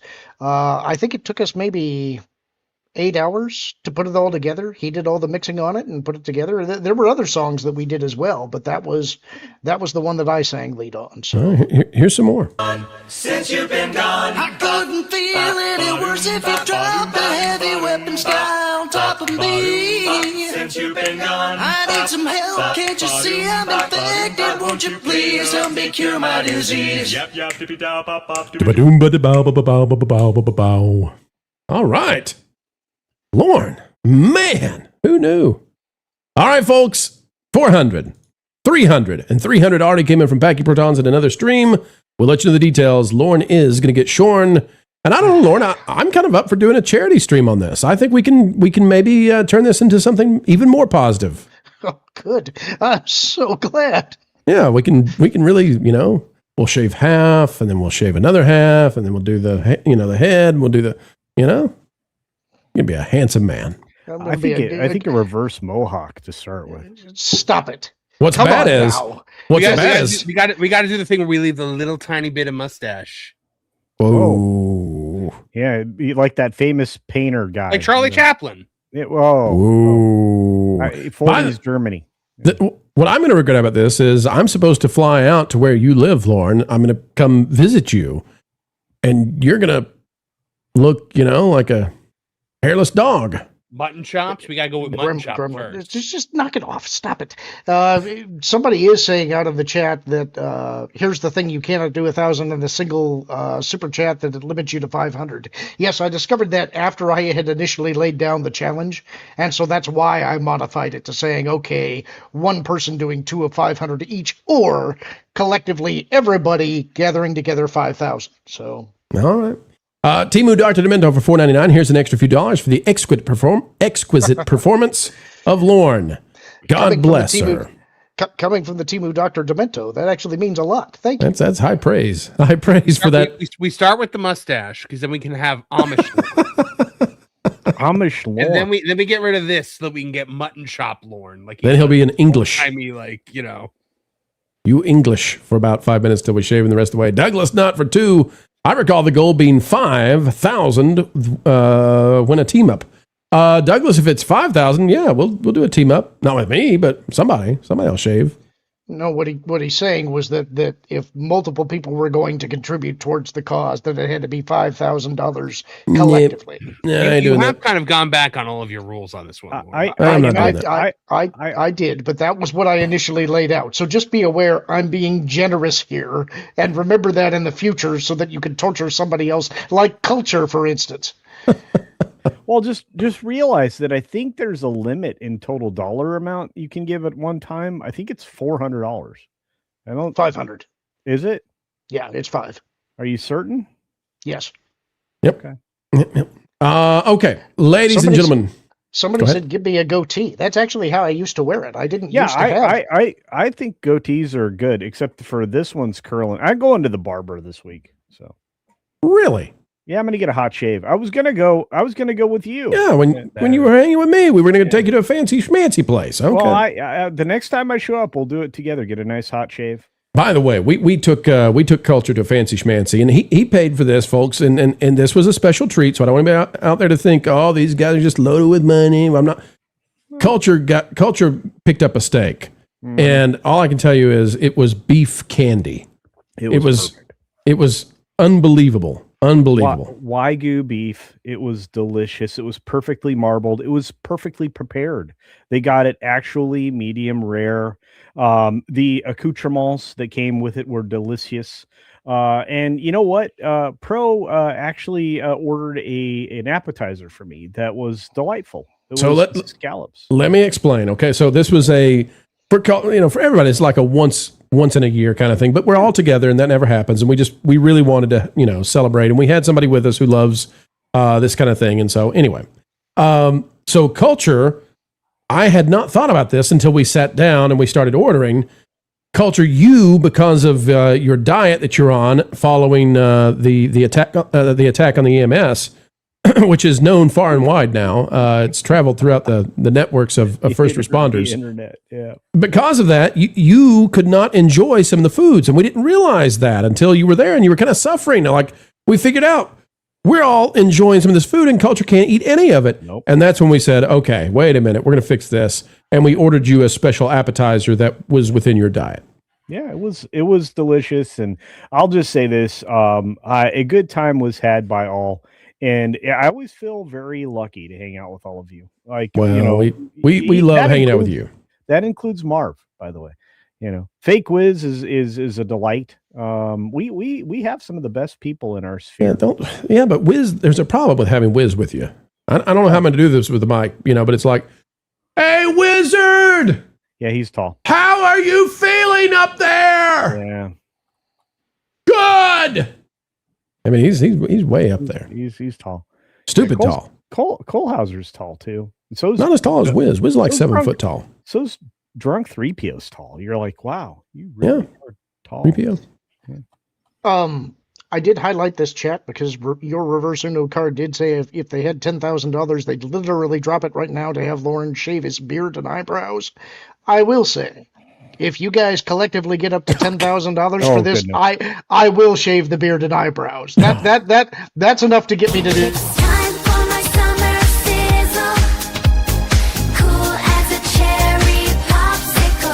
Stop it. Get some help. I literally clicked on anything I could to stop this man. He's gone too far. The grift has taken him over. Yeah. It's like Gollum with the ring at this point. Yeah. I'm taking my inspiration from Harrison Ford. I got paid. Yeah, but it's getting to the point now where you're like, I will remove one nostril for $3,000. I will pierce the top of my ear and color my hair purple. I'm telling you, wheel of piercing. Wheel of piercing. Every $500, we just spin the wheel again and we pierce another part of Lord. See, now Sean says those don't grow back, dude. I know for a fact they do because I had a classmate in high school who decided that he was going to be edgy and he shaved his eyebrows. But you're a little bit older. They grow back slower when you're older. Yeah, and I mean, you have there's stem cell issues that start to show up when you get Listen, closer to your. Can I tell you how much I'm going to love? First, we grease him up, we hold him down, we shave him. But how much I'm going to love it if Lauren's eyebrows get shaved and he has to go overseas to get a stem cell injection into his eyebrows to try to get the hair to grow back. Is that a true thing? When you get older, do they really not grow back? No, Well, they slow down, start to yeah. slow down, yeah. So your hair follicles have like a number of hairs in them, and mine just have enormous numbers of hairs. I love this show tonight for all the wrong reasons. Well, yeah, it's a good show. Marv's face honestly, is how I feel on the inside, but I love it. You have less follicular density as you age. Not one of us is having alcohol. Follicular density is nothing to sneeze at. Yeah, well, I'm just saying. So as you get older, other men's follicular density culture. Mm-hmm. Well, but as you get older and you lose the ability to produce stem cells and other things that are regenerative in your body, those are the things that as we age we need to be on the lookout for. So when you shave your eyebrows, it might be a year before we see Lauren brows again. You know, Culture. Right. I rescind the eyebrow offer thing. Culture, you just had to go there. You just had to explain. You could have let it. You could. Fine, whatever. It's fine.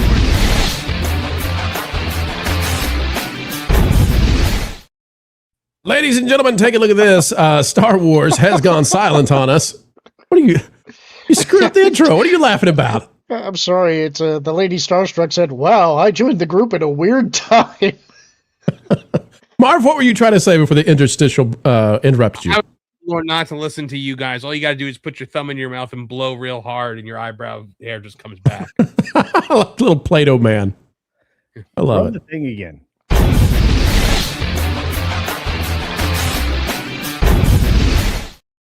Hey, folks, take a look at this. Star Wars is making a big announcement, supposedly, after the flop of The Mandalorian and Grogu, and Screen Rant is all over it. What are they telling us? Well, you just won't believe the title, the headline, and what it's actually talking about, because Lucasfilm has gone silent, and they are desperate for any Star Wars news. They're desperate for you to believe it's still a big thing. The Last Jedi, Rise of Palpatine, Acolyte. It's all right. Those didn't destroy the franchise. Oh, wait a minute. They did. Chris Carter is writing, Star Wars fans, rejoice! Lauren, are you rejoicing? Not so much. The Mandalorian is officially returning! Woohoo! What's it mean? What are we getting in season 4? The Mandalorian debuted in late 2019, but it still feels like a fairly recent phenomenon. Da, da, da, da. It's become a major fixture of the current Dave Filoni verse. Okay, cool.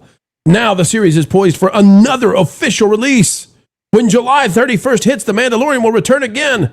The long-running Mandalorian Adventure... Wait a minute, what? The long-running Mandalorian Adventures board game... Get out of here. ...is getting another expansion very soon. As Asmodee... Back, ladies and gentlemen! Here's a quick overview. I hadn't heard this. Welcome back, welcome back, welcome back. Your dreams were your ticket out. Seeking Redemption, The Mandalorian... okay, I'm not even going to read it. You can play as Mandalorian Paz Vizsla, Migs Mayfield, IG-11. Well, Cara Dune's in it. Cara Dune's in it! Cara Dune! Gina's back, baby! Gina Carano officially back in Star Wars. That's your headline right there. Write the article tomorrow. Let's go. Cara Dune, Gina Carano. I'm not a trash journalist. Well, I actually think it's kind of funny if we do write that article. I'm okay with it. But folks, this is all they got. A stinking board game. A stinking board game. Okay. Anything else? The Direct. Okay. Well, listen, these are coming out in the last day or so. Geraldo Amarty. Star Wars releases its historic The Mandalorian Season 4 replacement. Okay. What is it? Season 4 replacement. Okay. Star Wars just released a historic replacement for The Mandalorian Season 4. Historic. The hit Disney Plus series wrapped its 3rd season. Yeah, we know. Mando and Grogu. Yeah, I got that. Okay. The replacement arrived in print. The Mandalorian and Grogu Danger in the Dark, released on Wednesday, July 22nd. Paper Cuts, the kid-focused imprint of Mad Cave Studios, published the one-shot comic in collaboration with Lucasfilm Publishing. The story unfolds after Mando Season 3. Folks, you can see it right here. Danger in the Dark. This is the replacement for Season 4. So there you go. Congratulations. They're fighting Ricky Tikki Tavi? Get those cobras out of there. All right, Lord, they got nothing, man. We've hit Star Wars silence like we haven't seen in decades. Well, yes and no. I have been following what's been going on at Comic-Con to see what they announced, and Okay. I think there is something there. Tell us what's there. They are continuing their publishing program, and they're doing a Luke and Leia novel that takes place in the flashback scene from Episode 9, where Luke is training Leia as a Jedi. So That's smart. Well, yeah, Sort of. except for that tells me we kind of have been thinking that they were planning to do some kind of a retcon because they desperately needed to try and revive this universe, and that tells me they're not. They're still doubling down on this thing. Whoa, wait a minute. That's a flashback from the sequels to a time that precedes the sequels, so that would still remain even if the sequels were retconned, right? Yeah, but it's still the same scene. It's the same. It's the same direction for the characters. You're saying they got some wiggle. This is not. I'm shocked that they are still trying to do this. There was still some talk about, I think, the final wrapping up of the High Republic publishing initiative as well. There's a couple of comic books. There was nothing in Hall H. There's no new TV shows announced. No new movies. Right. There's nothing. There's just, it's really thin gruel. But I mean, the thing is that, look, next year is going to be the 50th anniversary. That's when they're going to release the theatrical release of the despecialized edition for Episode 4, the restored print. But they need to make a big deal out of next year. They really do. And the time to start capitalizing that, I don't think that they can not say anything. They got to say something by October, is my opinion. They've got to. Maybe they'll do something at D23. You'll be there, Culture, so maybe you'll get some kind of a scoop there. But if we don't hear anything by October, I'm going to start being really worried about what is going on over there. I'm sure Filoni will make his way out and say something about what they're working on. But like now, my thing that I'm looking forward to is when this unaltered, original Star Wars hits theaters. What are the odds that in one calendar year, 12-month period, we can have the original Star Wars outdrawing The Mandalorian and Grogu at the box office, and Avengers Endgame with 7 additional minutes outdrawing Fantastic Four and Brave New World and Thunderbolts and all of those other Marvel movies? I think there's a very strong possibility of both. They're just releasing A New Hope, right? They're not doing all 3. That's my understanding. It's just the first one, and not even A New Hope. It's just Star Wars. If it makes that kind of money, they should release all 3 unaltered, just the original forms. Give it to us. If it makes that kind of money, I mean, it's crazy not to. Yeah, yes, but they'll do it on the anniversary years, though. So there will be 3 years between each. Can they really afford to wait? Honestly, at this point, just bring them on out. Well, okay, let's look at Mandalorian and Grogu in its own little vacuum. Mm-hmm. That film cost them $165 million.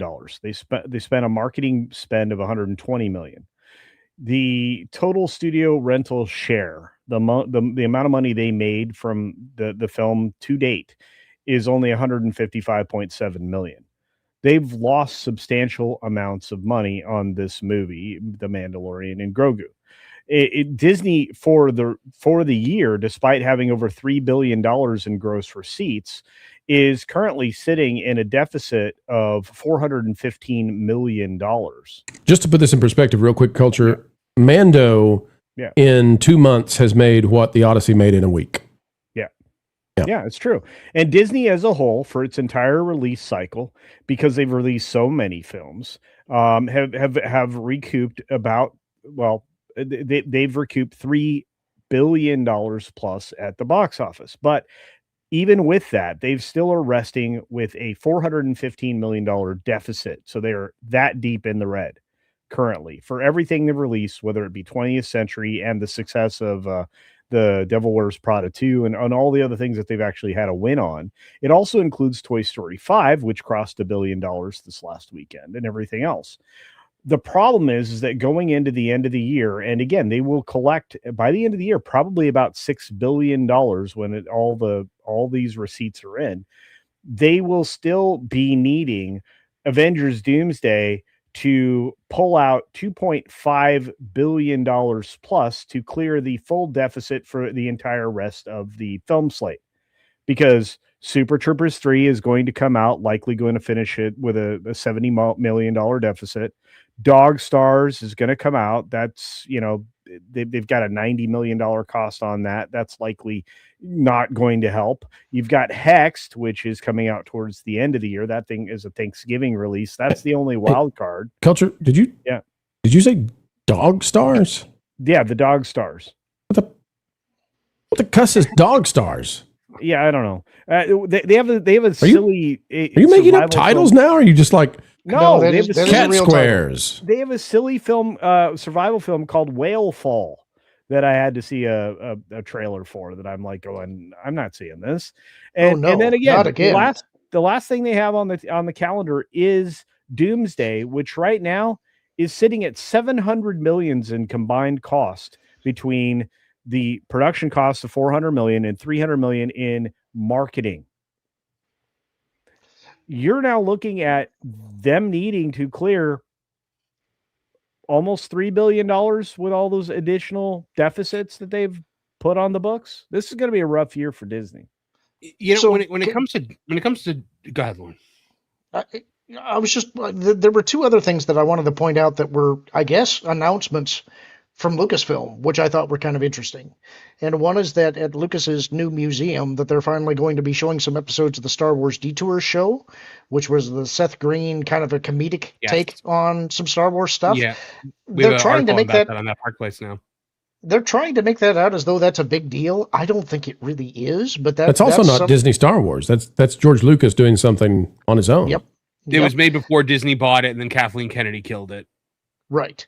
The other thing, and I found this interesting, it's just a comic book, but they're doing an Indiana Jones comic book, which I thought was kind of interesting. Marvel is going to be putting out, I think it's a 5-issue limited series.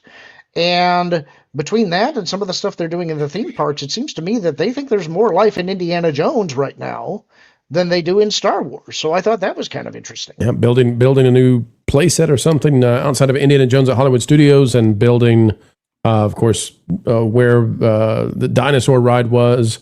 Going to put Indy in there and Animal Kingdom. So Indy's getting more love than Star Wars, and Star Wars getting just about nothing. Marv, your thoughts on the fact that everything to do with Marvel was all that Disney wanted to do at San Diego Comic-Con?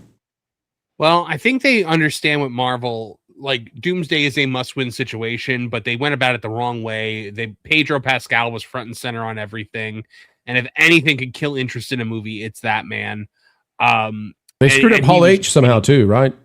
Yeah, they screwed up Hall. I gotta look into more about how it is. Chris Gore has a video about it where apparently, like, they really screwed up Hall H. People weren't able to get in. People were furious. People who had waited long periods of time for 9 hours. Yeah.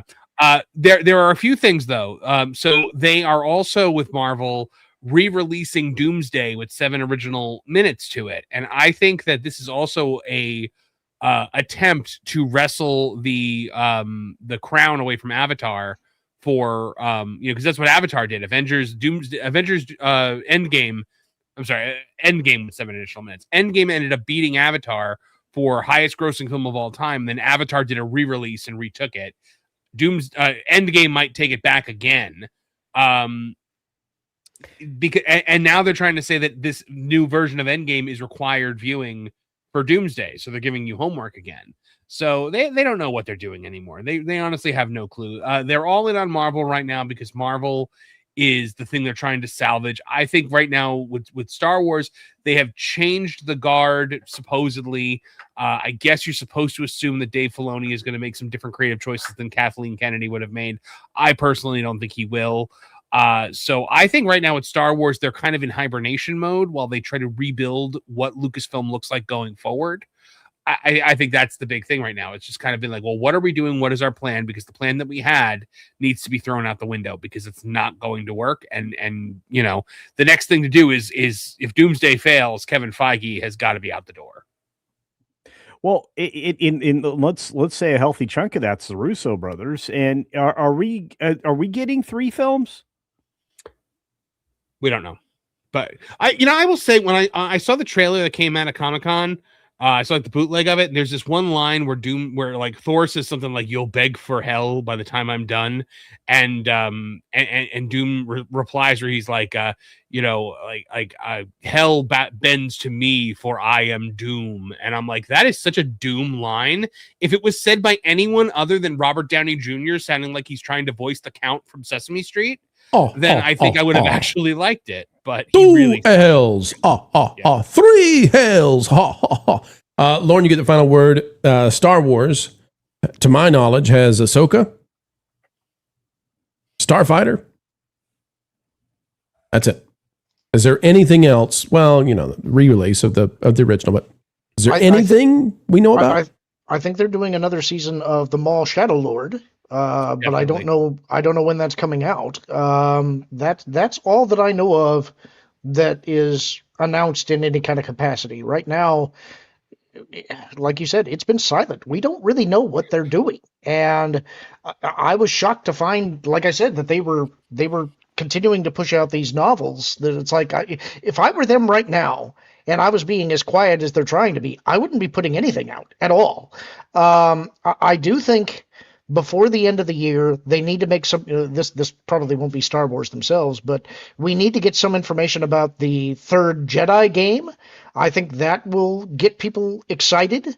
Galactic Racer is going to be coming out. I'm actually excited about that one, which was kind of a shock to me. That one looks like it'll be fun, but that's in the gaming space. That's kind of considered adjacent. It's not really mainline stuff. So. I don't know. Eventually, they're going to have to say something because the 50th is right on the cusp now. It's coming faster than people think. Lauren, you said that for a while now we don't know what they're doing. Yeah. Okay, for a lot longer, they haven't known what they're doing.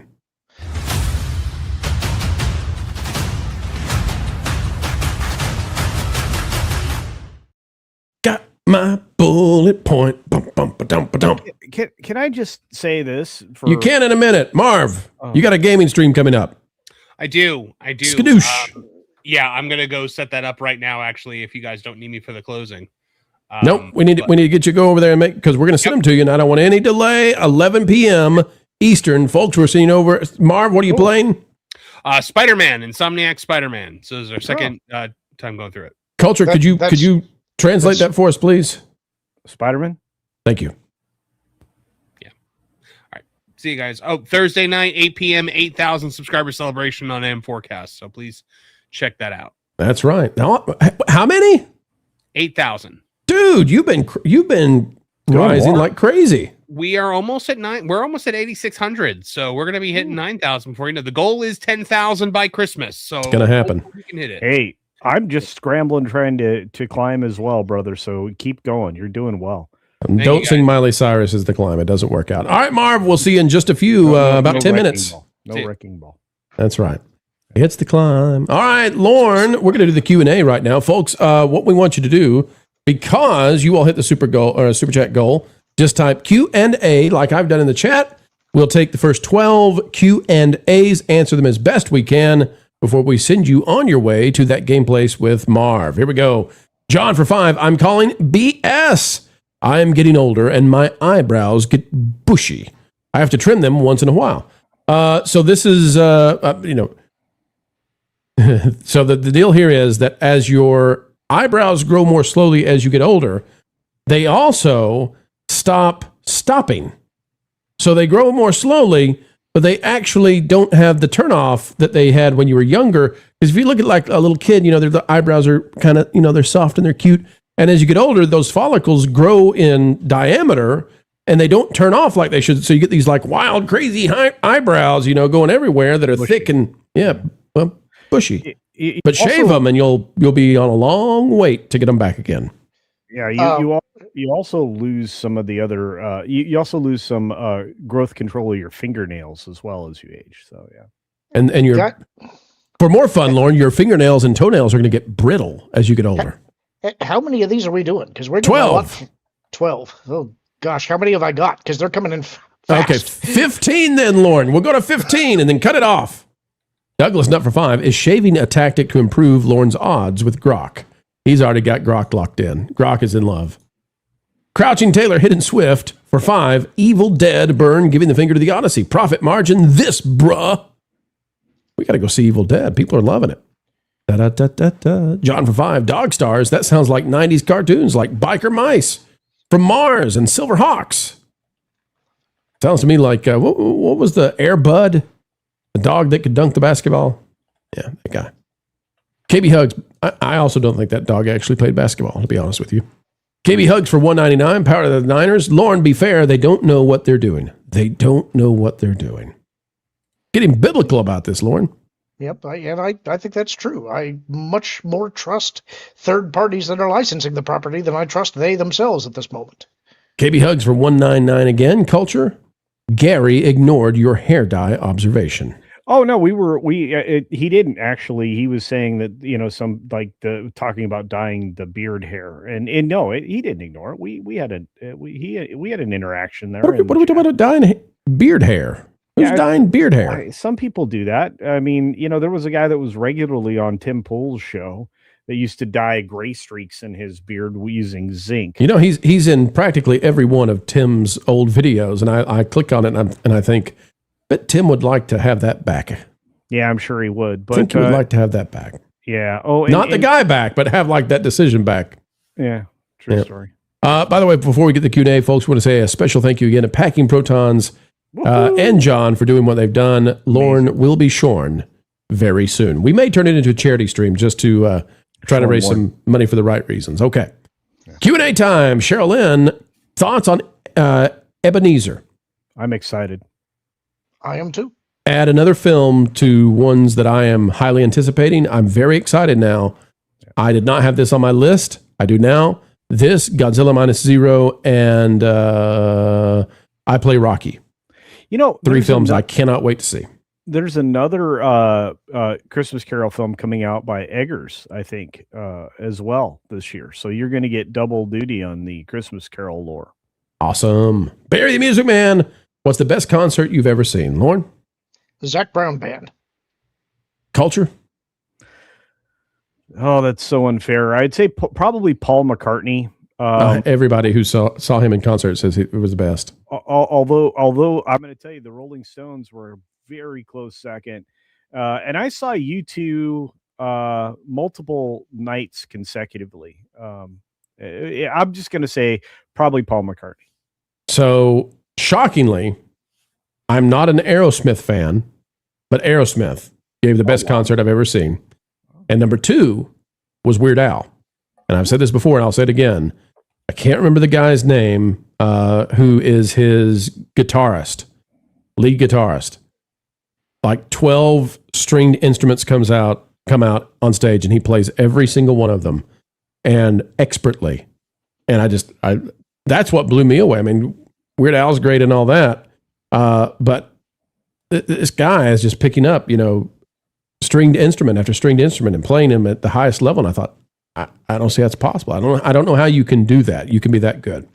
Chef Eddie says, when will Wilton's brother Frederick debut on the show? He's got to go over to Floral from Under Rock first, eh? That's what I say. Smith and Sons, what is your favorite movie to watch when you are sick? Well, I try not to be sick. All right, when you get the blues, when you get the blahs, Lauren, what do you go to? What's a comfort movie for you? Indiana Jones and the Temple of Doom. Culture? Man, I just watched the Lord of the Rings trilogy. Would you watch it if you were feeling poorly? Was that what you would go with? Or the Star Wars trilogy? I think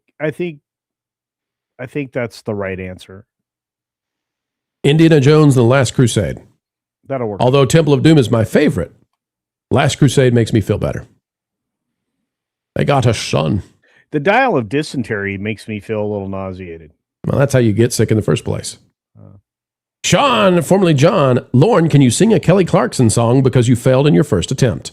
Oh, boy. I don't know any Kelly Clarkson songs. Ouch. Nothing. Since you've been gone, I can breathe for the first time. Core 4090. Have you seen the new game Ill? Trailering gameplay, it looks like it could win the game of the year. I have not, but I'm very excited to go see it now. What do we got here? Another Claire Obscure? I'm looking forward to it. I'll go check it out. Ill. I-L-L. Check it out after the show. Thank you. Thoughts on Bad Lieutenant Tokyo? Lauren? I think the bad lieutenant should straighten up and do what's right. Amen. Culture? I think this is a movie, Japanese film. That's what I think. I say if they don't get the cherry blossoms right, ex-nay the whole film. Wivel the Crime Dog McGruffle is being able to sing a secret prerequisite for the show like joining the Disney Channel.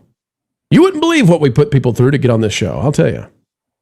Lauren, you and Culture can both sing. I have not heard Culture sing. Culture, would you like to sing since you've been gone? No. No.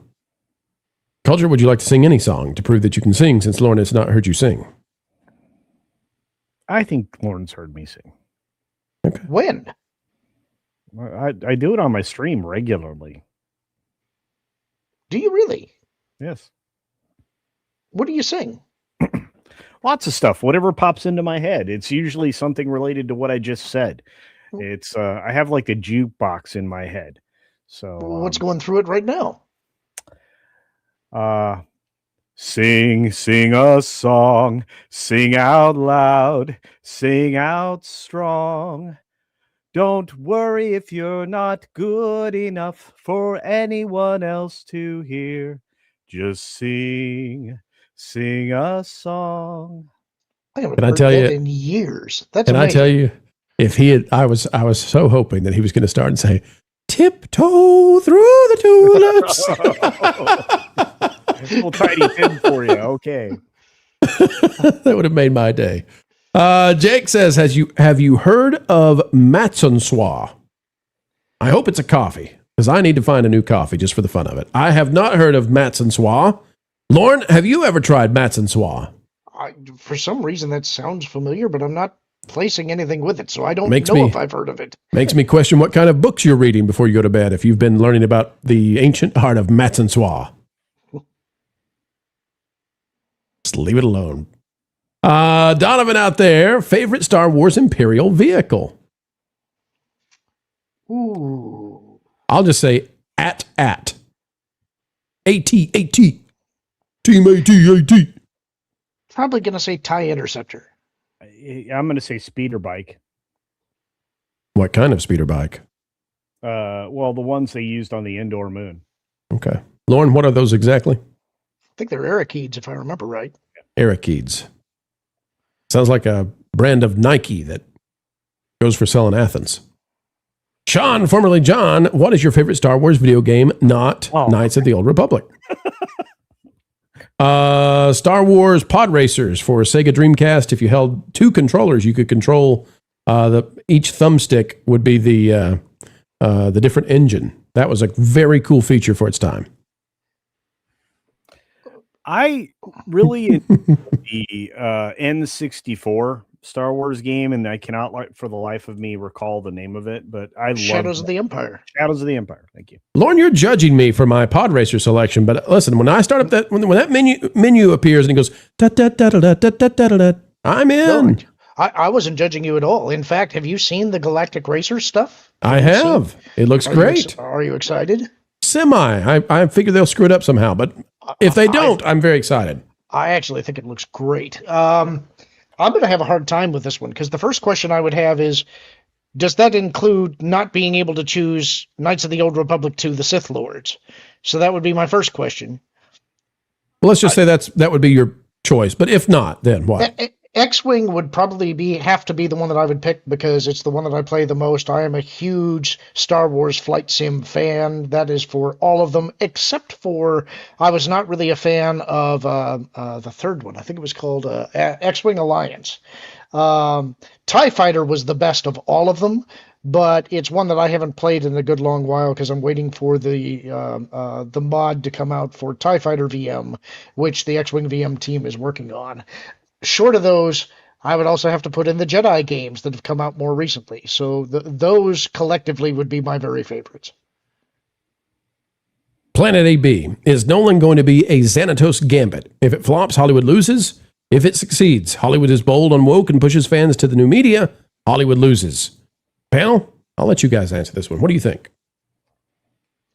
You could also call that a Pyrrhic victory. I don't know. I think they may take too much from this and think that they can continue to push this stuff, but I think the audience has been speaking loud and clear. They don't really want woke.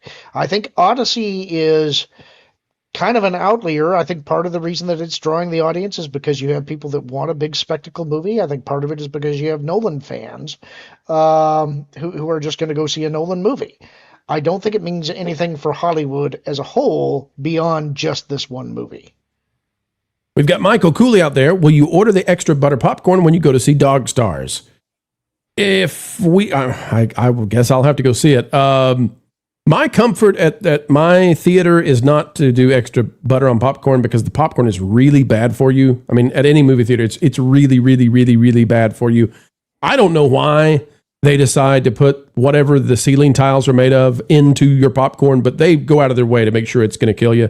So I don't typically do popcorn. I'll do, a handful of it if somebody beside me has it, and I'm just like, oh, I don't want to eat it, but I have to. There's a popcorn. But at my theater, the comfort food that I have, they have phenomenal hot dogs at the theater. I mean, they're actually really, really good. They're $6, which is crazy, but they're really good. So that's what I will do if I go see Dog Stars. I'll have a dog with mustard if I go see Dog Stars. Timu Dr. Demento, do you consider Star Wars salvageable, or is the brand too far gone? It's salvageable. Yeah, but my God, in this reality, it's hard to see that happening. The fans are going to salvage it. Look, right now, if all you have to offer for the 50th anniversary of Star Wars is Ahsoka Season 2, screw you. Screw you. It's like Star Wars has been dead for a while. It's not nearly as dead as Star Trek is, but at least Star Trek has the hope of revivification. I don't think Star Wars it will be revivable. They don't have the right leadership in place. They put exactly the wrong guy in charge, Mr. Animation, and you're just not going to get live action out of some doofus that does that. Sean is cheating. He's got 3 of these Q&As. Sean, what are you doing? But he's in. So we shall give him the win here. Highest level achieved in old World of Warcraft, legitimately not purchased. I'd never purchased any of that stuff. Never. Okay. Lauren, what was your highest level in World of Warcraft? And not only that, you got to tell us what was the race and class and the specification. So what talent tree did you go with? I don't remember what my highest level was. How it's dare been so you. long since I played. I think it may have been 80. I was a human warlock, and I don't remember what my specialization was. But were you a glass cannon? Yeah, kind of, a little bit. Although Demonology, destruction. Yes, What'd you go? That's what it was. It was demonology, and I recall this is the one game where you I ran around with the succubus. You ran around with the succubus, didn't you? Nope, totally Voidwalker. Okay. The one thing that I surprisingly this is the only game that I really got into competitive PvP, where I would run Battlegrounds all the time, and I had a blast there, which is weird. I'm not usually that kind of a player, but I would play AB for like 12 hours straight. I was so addicted. But look, I loved playing my thief, my rogue, my rogue. What was your race? Elven rogue. Night elf or blood elf? Night elf. And Okay. look, He's an alliance guy. Most of my characters until the Draenor came along were night elves. Okay. And I only ever played one human, and I played a paladin. Now wait a minute. What kind of rogue were you? Wow. I was the guy that would just constantly vanish and backstab people to pieces. All right. The annoying kind of rogue. I was an gotcha. ambush rogue, but honestly, whatever the maximum character was when I quit playing, I had leveled all my characters to that level. I was on a pretty big guild at the time, and I played on one of the original servers, which is called Azjol Narab, which was one of the original servers that was launched when the game launched. There you go. I was maxed out at level 70, didn't play past Burning Crusade, level 70, Blood Elf Paladin. You didn't play past BC? Nope. Stopped. I watched other people play it, but I didn't have time. So level 70 Blood Elf Protection Paladin is what I played. AoE tank. And after that, I came back and played, what was it? Nostramus? Was that the name of the private server that was such a big deal? And in that, I played a human, because it was only classic. I played a human protection paladin, which was not an easy thing to do. Look, if I could go back and play vanilla WoW with like the same group of friends I played with for years, I think what am I, chopped liver? I was going to be willing to play with you on that game place. I'll play with you. What are we going to call our guild? We're waiting on Classic WoW Plus to come out. So Blizzard's supposed to be releasing what is this? What do you got? Oh my gosh, you paid for the 3D print of it. I did. That's cool. That was my character way back in the day. That's darn cool. I wonder if I have a game box in here. Nice red hair and goatee. Just like Lauren had back in the day. Any thoughts? This is for you, Lauren. KB wants to know for 199. Any thoughts on Sam Witwer's influence in Star Wars? I love Sam. I think that he is a fantastic actor. I think he loves and knows his material. He's one of the few people that has actually correctly corrected Dave Filoni for making continuity mistakes and embarrassing him in the middle of a recording session. So he's the kind of ambassador that I want for Star Wars. I think that he's a great guy. We've got Joshua out there again for 2. Who's going to see Transformers 40? This guy for 1. We will. We'll see Transformers 40 as well. And Brian Dawkins for 5. I am reminding people about Coyote versus Acme in theaters on August 28th. I believe it is a film we need to support. Brian, we will see it. We will review it live the same day that it comes out. It will be here on the channel. Have no doubt we will be covering Coyote and Acme as it releases. All right, folks, it's time to release you over to that game place with Marv.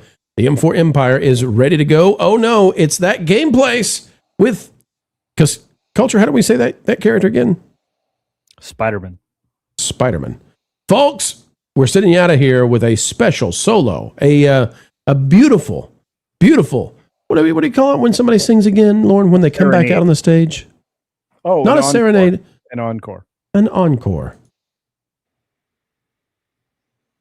Excuse me! I'm in need of medical attention! Since you've been gone, well, I see my health declining at a much faster rate. Since you've been gone, it's like I got a great big target pasted onto my face. Well, I'm feeling like I just got wasted by a level 3 sentry gun. You know I've been in a buttload of pain since you've been gone. Well, since you've been gone. Since you've been gone, I couldn't feel any worse if you dropped a heavy weapon sky on top of me. Since you've been gone, I need some help. Can't you see I'm infected? Won't you please help me cure my disease? Since you've been gone, well, it seems like we're getting capped on all the time. Since you've been gone, it's like our defense can't stop the team from getting away. Ever since the day you left me, I've been bleeding to death back here. I feel I might as well just give up and wait till it's clear.